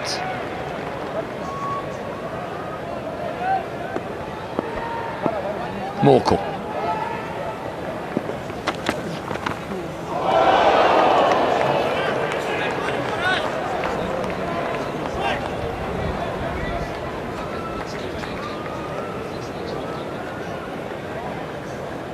Good delivery from Morné Morkel. Just pitching back of a length, straightening up. Good pace and bounce.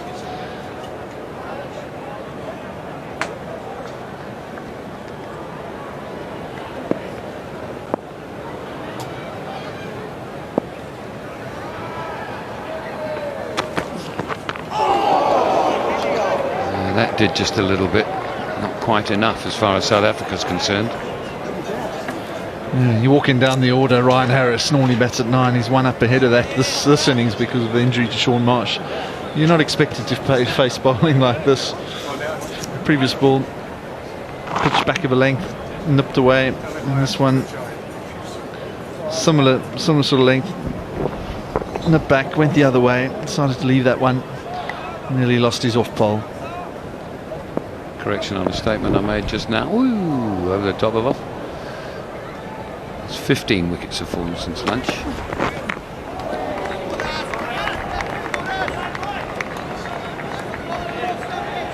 Just, I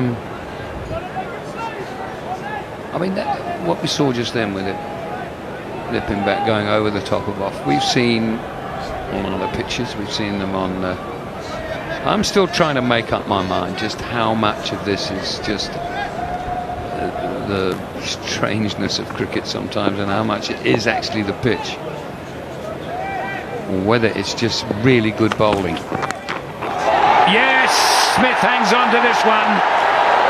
Morkel gets another, and the mayhem continues. As I said, a guy like Ryan Harris not expected to face bowling like this. High class fast bowling from Morne Morkel on a helpful wicket. This is a beautiful delivery. Would have got better players out. Bounced, left him. Very comfortable catch, although Graham Smith put one down earlier. This one he's very, very safe behind. Ryan Harris on his way for 3. Australia 21 for 7. 21 for 7, and still no sign of Shaun Marsh. Morkel, 2 overs and 4 balls, 3 for 4. Philander, 5 overs, 2 maidens, 3 for 9. Peter Siddle comes to the crease. Held up South Africa this morning in a partnership with his captain. It's its lowest scores time, isn't it? Australia's lowest score ever in Test cricket. It's 36, but you've got to go back to 1902 as we watch Graham Smith take that catch. Long way back and carried beautifully to him. I think you're right, you know, Craig. I think you said it earlier. I think it's doing the same, but it's just doing all a little bit quicker.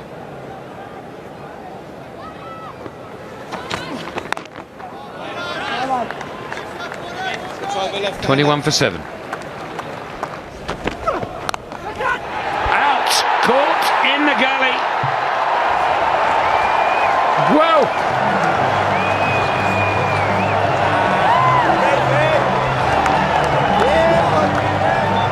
What do you say? There's not a lot you can, is there? No, it isn't. 21 for 8. Short ball, a bit of width in it from Vernon Philander. Probably the right shot for Mitchell Johnson to continue being attacking. He's picked out Hashim Amla just behind square on the offside. That's a 4th wicket and 7th wicket in the match for Vernon Philander. Mitchell Johnson's on his way for 3. 21 for 8.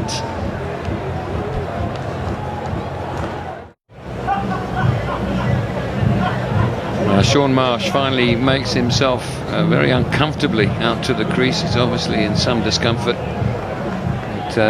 Craig Matthews has left the commentary box. I'm going to go and have a lie down. I've never witnessed cricket like this in my life before. As we just look at Shaun Marsh's statistics, averaging 71 in a very short career at the moment. Hand you over now to Kepler Wessels and Pommenbach. Thank you, Jackers. Enjoy your lie down.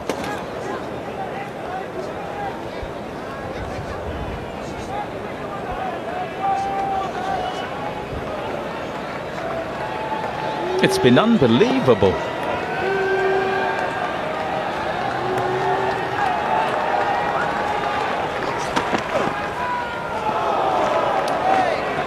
The wicket certainly has done quite a lot and continued to do so all the way through. Yeah, looking to play a shot there. Mitchell Johnson. Short, it was perhaps not wide enough, trying to force it, but unable to control it because of the bounce. It comes off, well, the edge of the bat, and a simple catch to Hashim Amla. Vernon Philander Oh, big shout. That's going to be out. That is going to be out. Or is it? No. No. Billy says no. And Vernon says, I wanted to go upstairs, please, Skip. And Skip duly obliges. It's reviewed. Looked very close. It's a very good appeal. Billy Bowden's been busy today. No problem with the delivery. It's legal. Just going to have a look where it pitched. Did it pitch in line?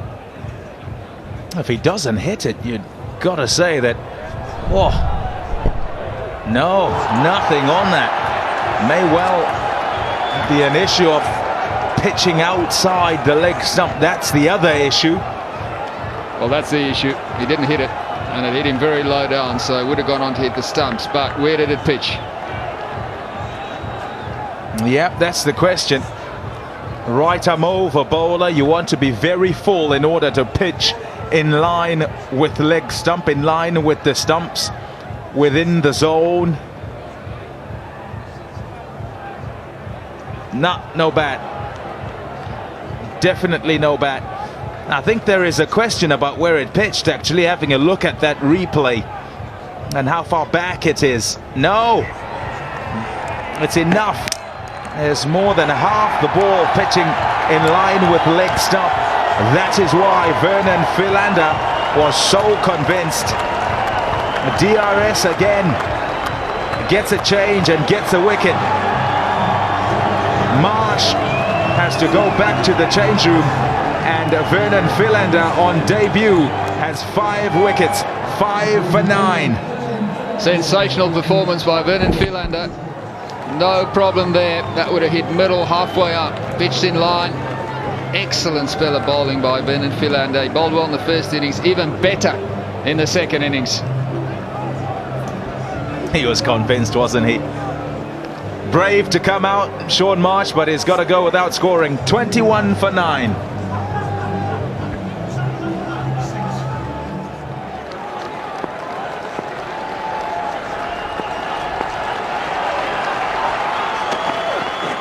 Oh, gee whiz.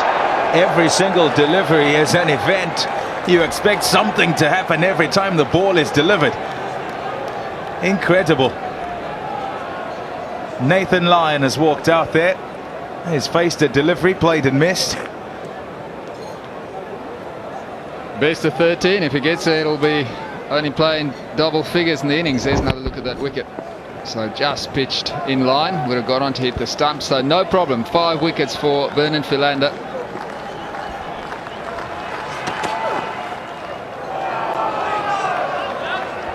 Double wicket maiden. 21 for 9. When South Africa were batting, looked at a period of about 40 minutes where we've gone, oh goodness, look at what's happened. Have a look at that. For Australia batting a second time around, healthy advantage, 188 in the first innings, and then just blitzed. Ball going all over the place. Steyn back into the attack to try and finish things off, get South Africa batting again and looking to chase down a total. A big total. Lots of overs left as well, 34, so change of innings, 2 will fall away. So if the wicket falls now, it'll be 32 overs left tonight, so a lot of cricket to be played. Lonwabo Tsotsobe on the field, Vernon Philander just off the field for a bit. Just to go and sit down and take it all in. 5 for 15.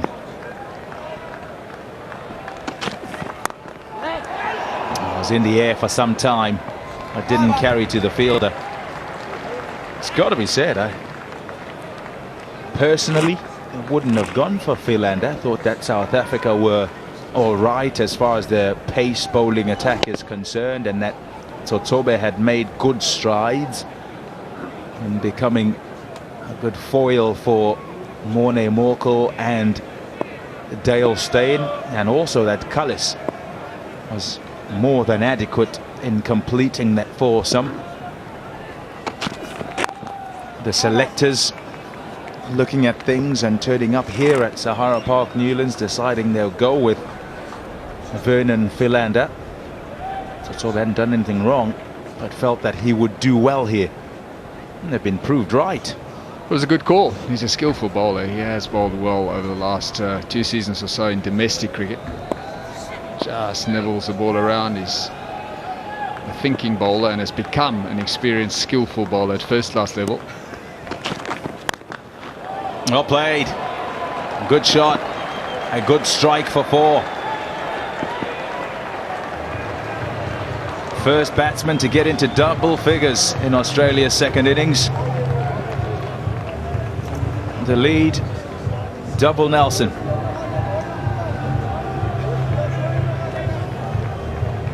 Talked yesterday about Australia getting to 250 in their first innings, so if they can get a 250 lead in this innings, they won't feel good about it, but they'll feel that they've definitely got something to defend.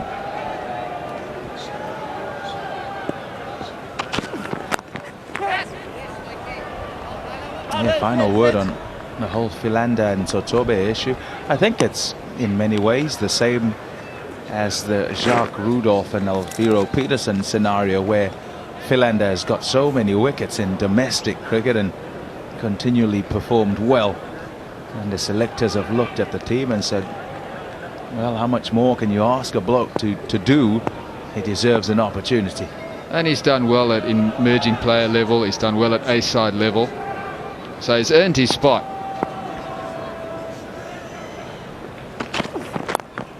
In the air, catches the call, it's gone over. A good strike. Sotobe chasing. Will get it before the rope, will he? Might well be sent upstairs just to have a look at the fielding, whether he's in the field of play with... Yeah, should be all right.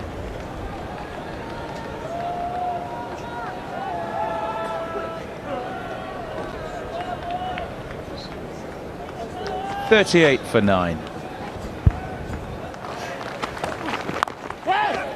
It's well played. Particularly as that is the follow-up to the ball that, well, was around his throat. Got into line, punched it into the offside and got a single. Nathan Lyon. Well, that's what you want to see from your tail ender, to put his body on the line, and that's exactly what he did. Right in the middle of the bat, underneath his eyes, getting behind it, so good stuff.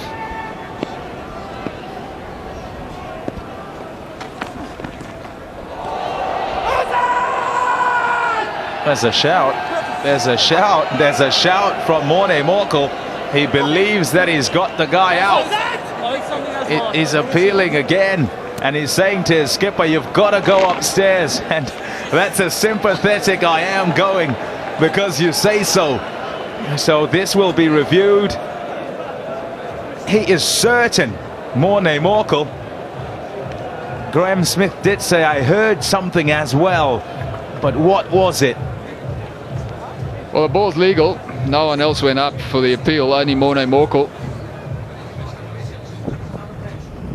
Well, a look at the other end. It's close to the bat. It's very close to the bat. Boucher normally would be up in a flash and toss the ball up in the air, but nothing from him. Doesn't look like there's anything from that picture right there. Doesn't look like there's anything at all. I can hear something. I certainly can hear something. It's going to be tough for Billy Bowden to give this out. There's too much doubt. Yeah, not out. That's the decision. You didn't see a hot spot there, folks. The reason is it's out of range. It's out of range, and Morne Morkel can't believe what's just happened.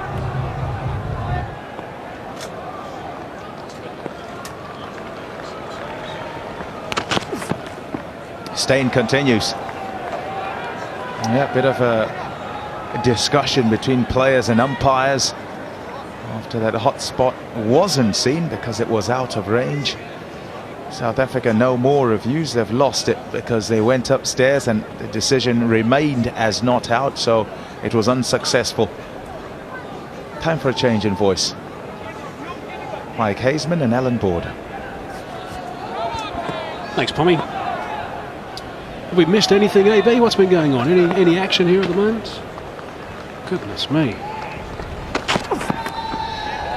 Yeah, well, I went to the loo and Australia were just starting their innings, and yeah, 9 wickets later. Quite incredible, and just 17 overs. I keep thinking about that bloke who at lunchtime today in South Africa decided, when it was 49 for 1, decided maybe to, I don't know, go to the beach or perhaps go somewhere and go and see a few mates, and he's probably going to come and turn on the box, and maybe with about half hour to go, and who knows, South Africa might be 70 for 3, and he might think, goodness me, they've been batting a bit slowly today, or must have rained in Cape Town. Meanwhile, he only would have missed about 22 wickets. Over the top of mid-on, little chip.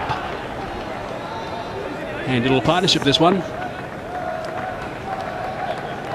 Well, all these runs are like gold, aren't they, at the moment? 229, looked like the lead was only going to be around 200, so all of a sudden it's just, gives you a little bit more breathing space as the bowling side going into the 4th innings of the game. Yeah, let's not forget that they added some very healthy runs this morning as well, Australia. That's what's happened in the 2nd innings of the partnerships. It's by far the best.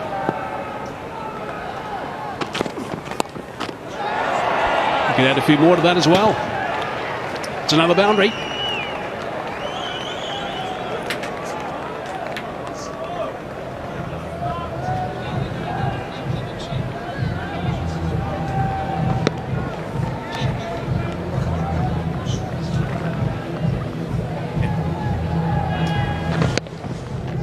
Nicely eased away. 2 balls left in this over now. 47 for 9 it is. Lyon, haven't seen him with the ball. He's had to work very hard and got a snorter in his short innings of 14 so far. And that's where Dale Steyn wants to target again.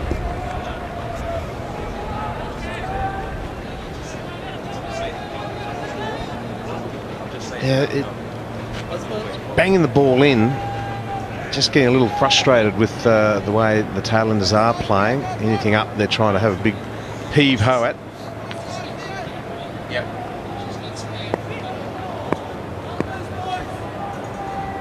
But so far they've, well,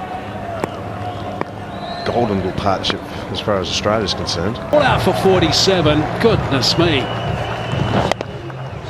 So the end of the line, very well caught from AB de Villiers. He is a superb fielder, and the final wicket falls, and well, an embarrassing total for the Australians. Fantastic performance from the South African bowling. Congratulations all round. 47 doesn't roll off the tongue quite easily, I've got to say, and they'll be a little embarrassed by that, but in the face of some very good bowling. Absolutely extraordinary comeback from South Africa. Of course, the lead was 188 after both teams had batted once. South Africa in the field, they've rolled them over for that total, and this really has been quite amazing. Vernon Philander on debut, absolutely brilliant with his performance today. Really magnificent stuff from him. Picked up 5 wickets for not too many, that's for sure. He will be delighted with that, and Alan Donald is there congratulating him. 3 for 63 in the first innings, 5 for 15 in the second. Wow. South Africa, bottom line, need 236 runs to win, but they will have some momentum. They've also got some time left in the day as well, probably around about an hour and a half, I guess. That's probably the call.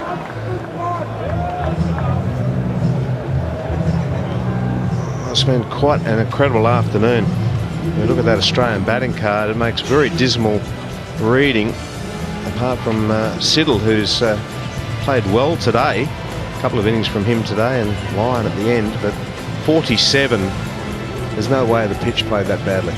I think we're going to have to have a bit of a conversation about that when the boys come back and bat as well, to really analyse this pitch as we look at the partnerships. I'm just going to leave you with this at the moment, that 18 wickets fell for the addition of 94 runs since lunch. That is just amazing, that statistic.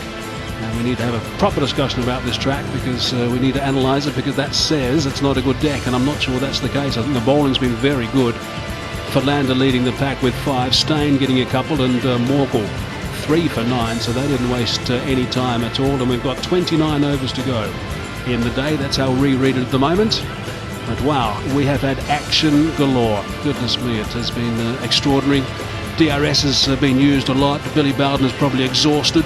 That's the match summary. Australia being asked to bat first after losing the toss. 284. Clarke, absolutely sensational, 151. He said this morning he'll be able to tell us how good that innings is when this match evolves. Well, I think we know now. South Africa in their first innings all out for 96, with Watson 5 for 17 and Harris also getting some wickets with 4. And then Australia all out in their second innings for 47.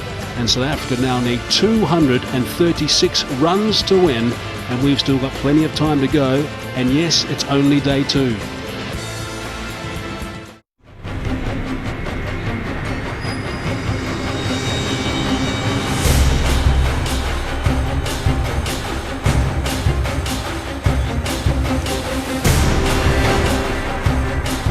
Welcome back to Sahara Park, Newlands, where we have had an extraordinary day so far. 21 wickets have gone down for 213 runs. We've still got 29 overs remaining in the day if the light holds. That's what's just happened.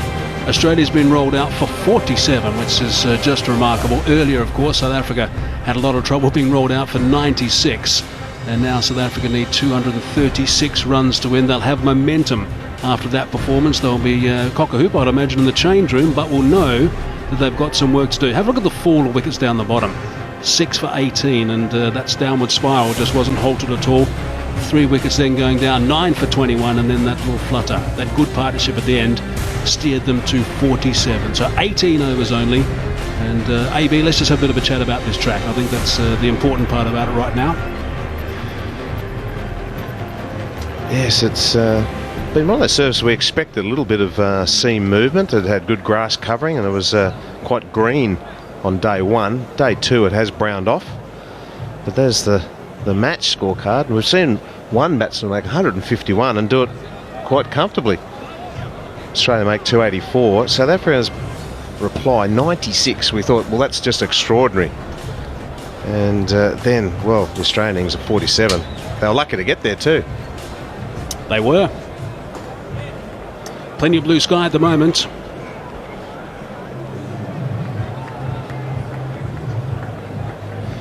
So plenty of sunshine, plenty of blue sky. We've got plenty of cricket to go on day 2. Let's have the wickets that have gone down so far. This is Australia, of course, and that was Watson, LBW to Stain. Upward in the finger. DRS, we know, has been used quite a bit throughout this test match so far. And he was sent on his way, and Stain was delighted. It was a 2 for 14 after facing 24 deliveries, just bunting that to the covers. And Australia all out for 47 on that grab. So to assess this track a little bit further, there's no doubt it's quicker today. There's no doubt there has been a bit of seam. There's also no doubt that Shane Watson got in the right area. He started the procession back to the change room. No one's halted it since, really. But it's certainly not a track where you should lose 21 wickets in a day. It'll be fascinating actually to speak to the players after the day or tomorrow morning and see exactly how they assess it. Just a fraction back. Of course, they're going to start with catches. 3 slips and the gully. Ryan Harris is going to start proceedings. And a reminder, we have 29 overs remaining in the day, light permitting. Dare I say it? If they can claim the extra half hour if they think the game's going to be over today. No, I won't say it. It couldn't happen, could it? No, couldn't. All right then, gentlemen. Most wickets to fall ever in a day of cricket at this venue was way back in 1888, and that was 30 wickets that went down. We've had 21 already. Harris certainly carried. And swung. We didn't see the Australians swing the ball in the first innings, so a little bit of swing from Ryan Harris first up, so that'll be a good sign for him. Well, it's also quite interesting as we all watch this movement through the air. Also quite interesting, we're all talking, AB, at the lunch break when South Africa were 49 for 1, that the Australians weren't getting much movement out of the track at all. What, the tide come in or what? Well, you tell me. It's been quite an extraordinary afternoon.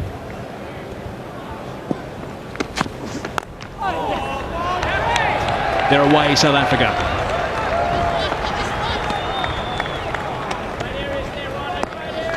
The difficult thing, of course, for the South African batsmen is that you've got the likes of Rudolph, the likes of Smith, who spent most of the time in the slips.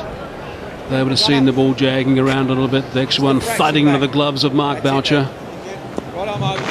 Yeah, there's no doubt there's some mental scars for the batsman to get over. I suppose they just have to think about Michael Clarke and how well he played, so it is doable.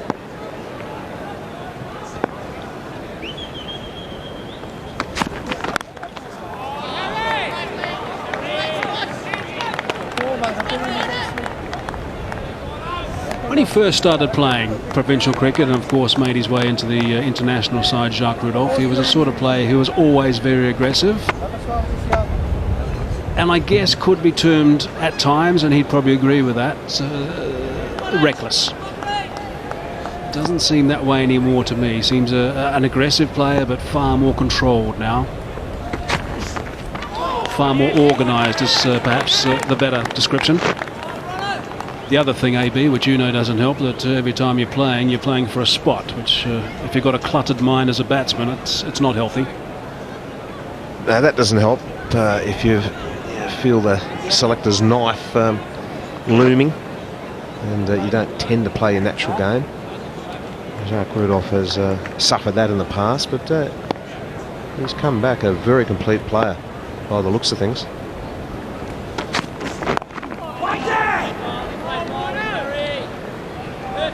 Speaking of selectors, a bit of news out of Australia today. Rod Marsh and Andy Bickle. They're named as a couple of the Australian selectors. No coach named as yet. I'm sure that's not going to be too far away. Of course, Troy Cooley is just doing an interim job at the moment. Some changes in Cricket Australia.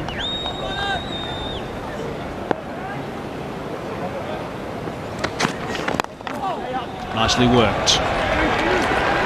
Off the mark with probably just one. A loud scream, 3 times of no from Smith. 2 for none.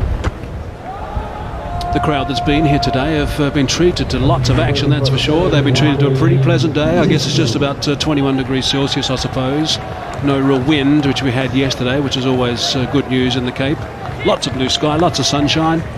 We understand that's going to be pretty much the same for tomorrow as well. Peter Siddle now.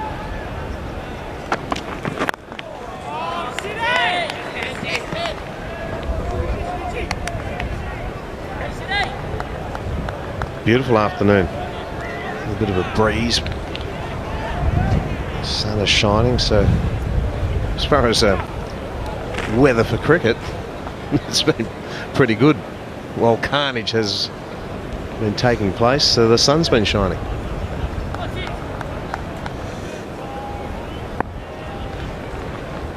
It sure is a venue, this one.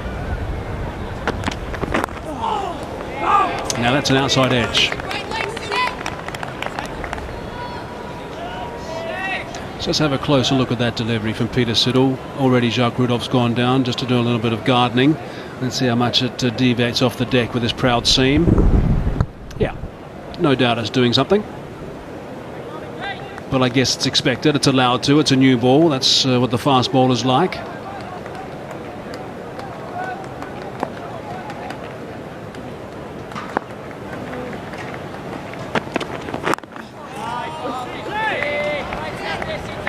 Yeah, maybe there is that optimum amount of movement. If you get the ball in that right length and you're looking at the television screen, it doesn't look like it's doing too much, but when you're out in the middle, it's just doing enough to catch the edge or make you miss it or create a lot of doubt in your own mind. It is quite interesting that, because often, I think we've all seen it, those who watch a lot of cricket, where the ball's just moving too much and the guys are missing lighting up the hotspot shots.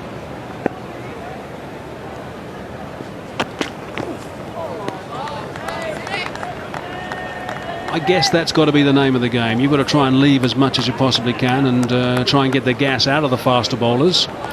Get that seam a little bit flattened. Yeah, well, this afternoon the batting hasn't been able to do that, to knock the ball out of shape. There's been very few big hits. Most of the deliveries have been hitting the edge or the pads. So it's hard to get the shine removed.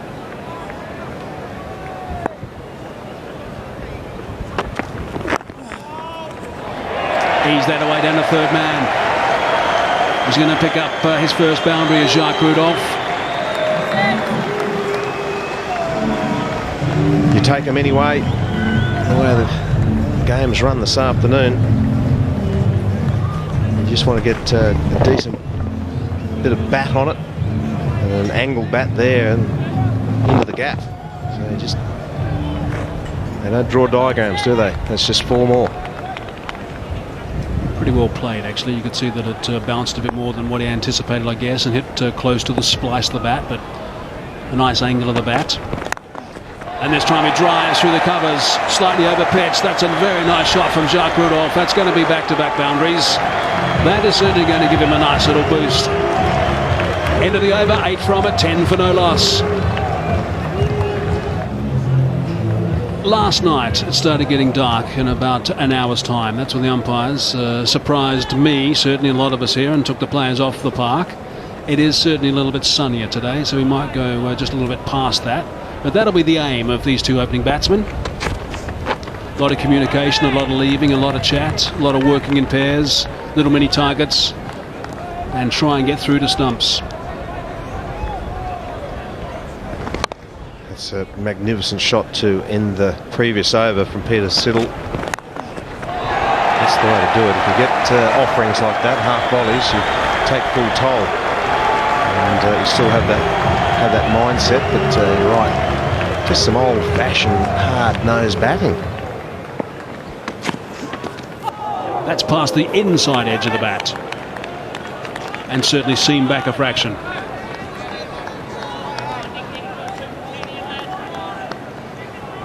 Yes, a little bit of movement, and the bat was hanging out there, wasn't it? Graham Smith's been struggling, just playing away from his body. It really is quite remarkable how many times that, and mainly to left arm, as it's got to be said, that he has dragged the ball from that line back onto the stumps. That's exactly why Michael Clarke is clapping, because they've obviously spoken about bowling that line. Cries of catch it, they've gone up in a half-hearted fashion only. That's all. Yeah, I think that's just caught Graham Smith on the top of the pad or on the leg, as it was a great delivery. Nice presentation of the seam. No review. Let's have a look. This will give us a lovely shot on ultra motion camera. There's the fleck, and also confirmation from hotspot.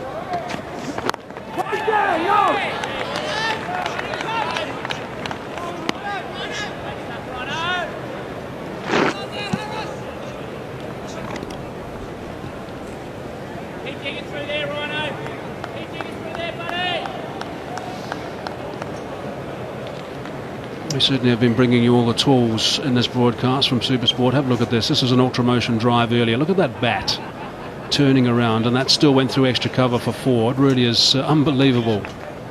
Well, that placement from Jacques Rudolph, spinning the bat around. Beautifully bowled. With those pictures, I guess who would have thought that that sort of thing happens? It is amazing how much the bat does recoil on impact. You very rarely see it not do something like that unless you've hit it right out of the meat of the bat. But that was oh so close to that outside edge, and the angled bat again. But it is tough conditions. It is moving off the seam. Nice and straight this time. That's beautifully played by the skipper. Nice control for a boundary. That'll make him puff his chest out a bit as well. 14 for none. So 4 dot balls so far in this over. Just a bit of pressure building. And released. Not quite out of the middle. The bats are very good these days, and he's going to be rewarded. Another excellent shot. Jumping on just anything slightly over pitched. It was a little bit of width, but it was very full. Jacques Rudolph is not going to miss out on those opportunities. Bat again sliding in the hands, but good placement. Yeah, there's always going to be value for shots in that region when there's quite a few vultures behind you in the slips. Shot. Beautiful shot down the ground, and absolutely no need to chase that. It's gone for 4. This is when Graham Smith is playing well. He has good, positive feet movement. He gets into the ball. Well forward. Punched up the ground.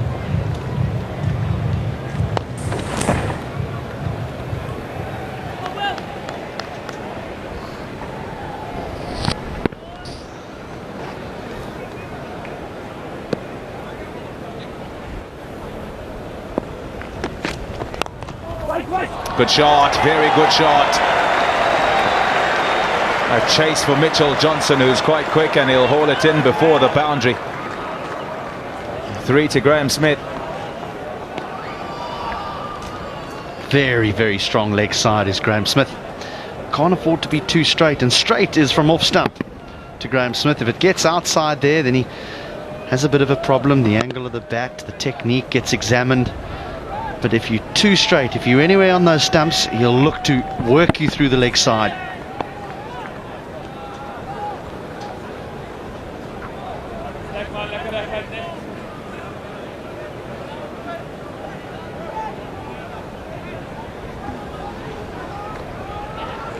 Just before lunch today, South Africa were in a similar position at 24 without loss.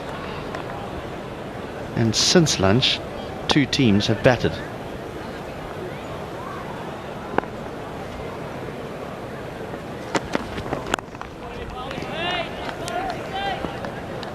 So yes, South Africa have got off to a good start. This opening pair putting on 27, but you've got to go about your work in a clever way with the batsman, because every now and again something happens.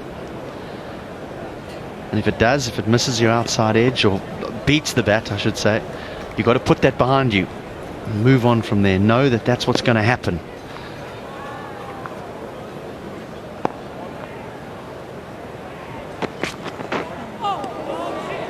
Like that.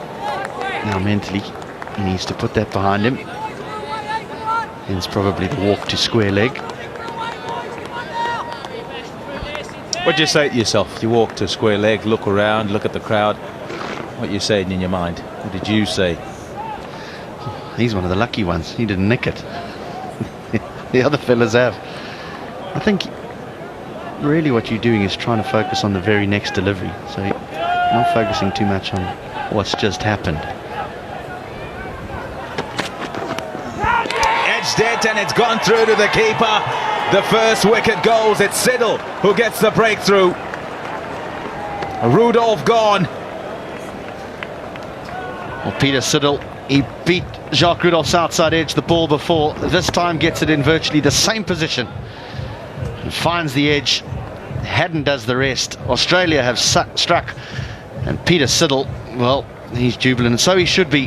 His team needed a wicket. Jacques Rudolph is gone for 14, and South Africa now 27 for 1. 27 for 1 are South Africa in their second innings, and for a second time today Hashim Amla walks out to the middle. Fantastic record in his 52 test matches, best score of 253 not out. This is why he's out there. You could sit and scrutinize techniques and is there better ways to play these type of deliveries. But I think that's the uncertainty that has crept into the batsmen's heads throughout the day. Is there a possibility that the ball could nip back in and maybe trap me LBW? So the foot movement's a little uncertain. And the wicket tumbles. Needs someone with a very, very strong mind. Is Amla going to be the man for South Africa?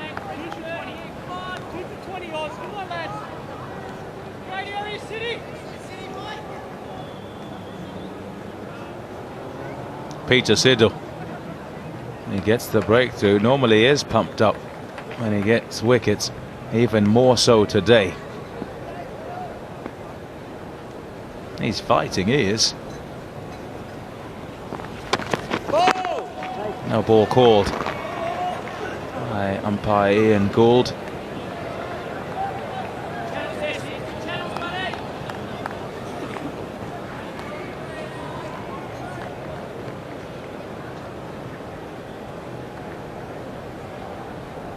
Yep, on the line when it lands.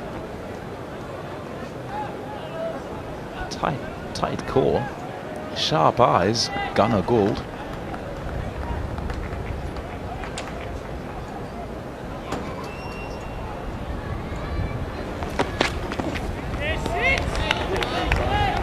.28 for 1. That's a good shot. That's a very good shot from Hashim Amla. It's down the ground and on drive to get off the mark. Beautifully played. All timing from Graham Smith off the pads once again, and he gets 4 more. Absolutely loves it there. Back-to-back boundaries for South Africa. Priceless at the moment. Siddle again 2 straight. This is beautifully timed. Waits for it. Races away. Yes, sir. Beautiful. Just fantastic from Graham Smith. 4 runs. Very seldom misses out when the ball's straight, Graham Smith. Now he's starting to middle them. In the first innings, every now and again he just wouldn't find the middle of the bat. He got it away, but he'd get a single or 2. Now in the second innings, he's starting to find the middle.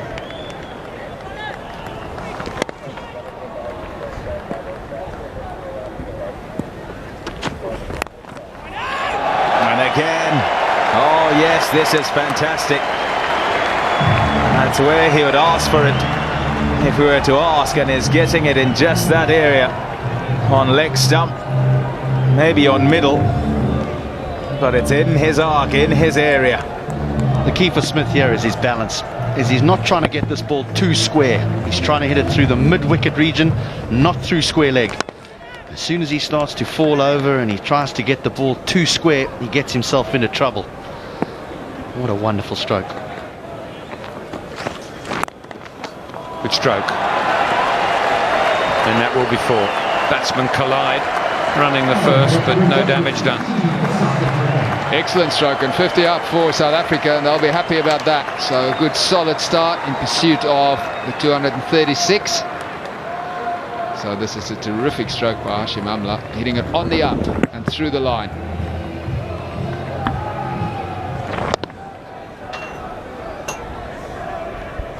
Stood tall. Former fast bowler Jeff Lawson from Australia on the right there. Good shot from Amla. That'll go away for 4 more.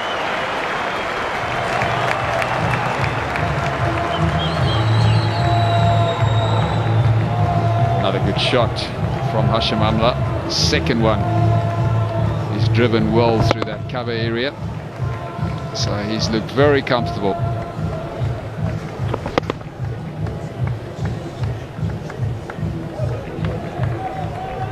Right out of the middle of the bat. Played it nice and late as well, underneath his eyes. Oh, it's flown through where third slip might have been. And it's 4 more valuable runs.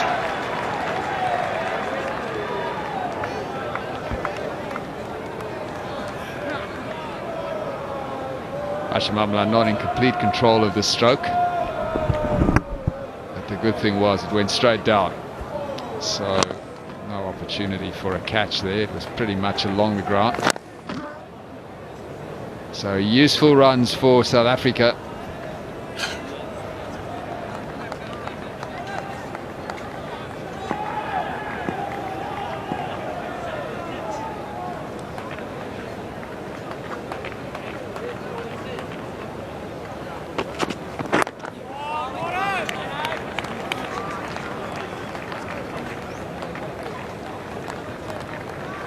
Hashim Amla has got excellent powers of concentration. That is his strength. So just a few worries for Michael Clarke. The breakthroughs, they're not coming. He'd be desperately disappointed with that second innings batting effort. He himself played absolutely superbly in the first innings. Well, his total in the first innings was more than South Africa and Australia's full total in the second. Added together. Sweet as a nut. That is a beautiful stroke. And it ends the over at 76 for 1.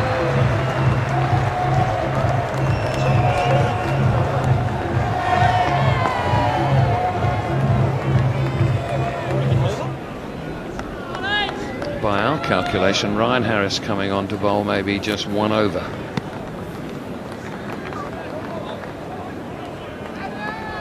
So this is the last delivery of the previous over, and that was an excellent stroke. On the up, Hashim Amla's last boundary. He's played a few good ones today through that cover area.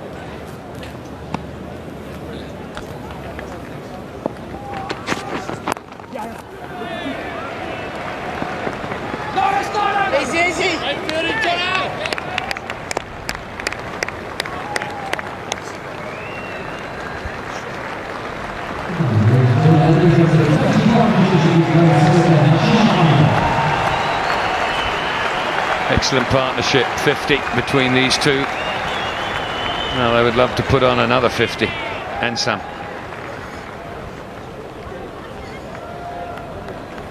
But both played pretty well. Both been confident, looked good from the word go.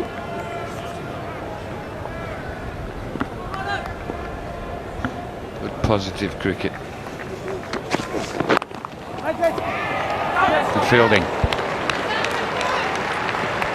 Makasi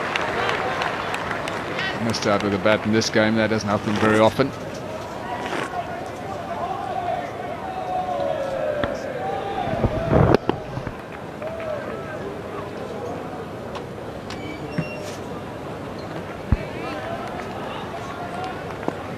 Correction, not Makasi.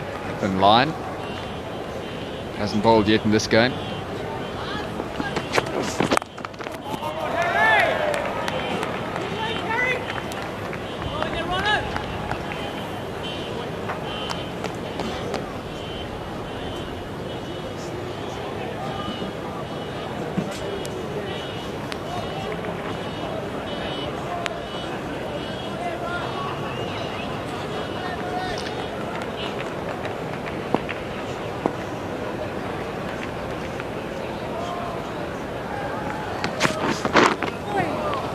That'll be 4 more. Very well played by Hashim Amla. Played it very late. Allowed the ball to come to him. No third man in position, so good placement. Wasn't a bad delivery. Steep bounce, but Hashim Amla right on top of the bounce. Just deflected it through that vacant third slip area.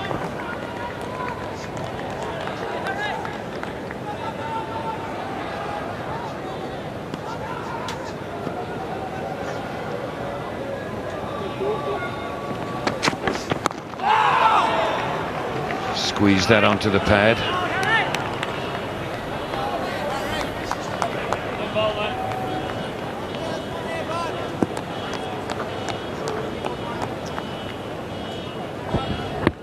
Good delivery, just nipping back into Hashim Amla.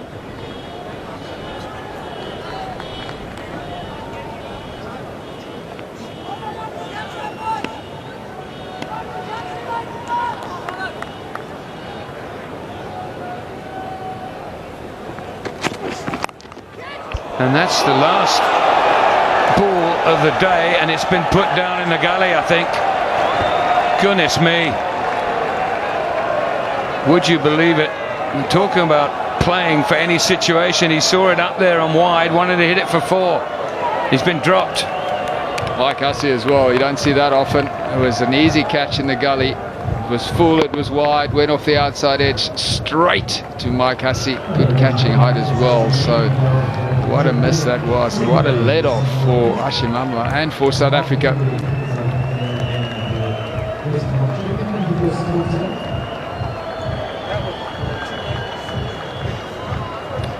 And that's today's play. 79.5 overs, 294 runs scored, 23 wickets have fallen. The run rate still up been up around about 3.7. It's been really quite extraordinary. So there we are. Australia, remember, were put into bat. They were 214 for 8 overnight, and they took their score to 284. South Africa went into lunch at 49 for 1, were then dismissed for 96. Australia then were 21 for 9 before the 10th wicket put on the rest of those runs to take them to 47. South Africa 81 for 1 now need 155 more runs to win, with lots of days to do it in.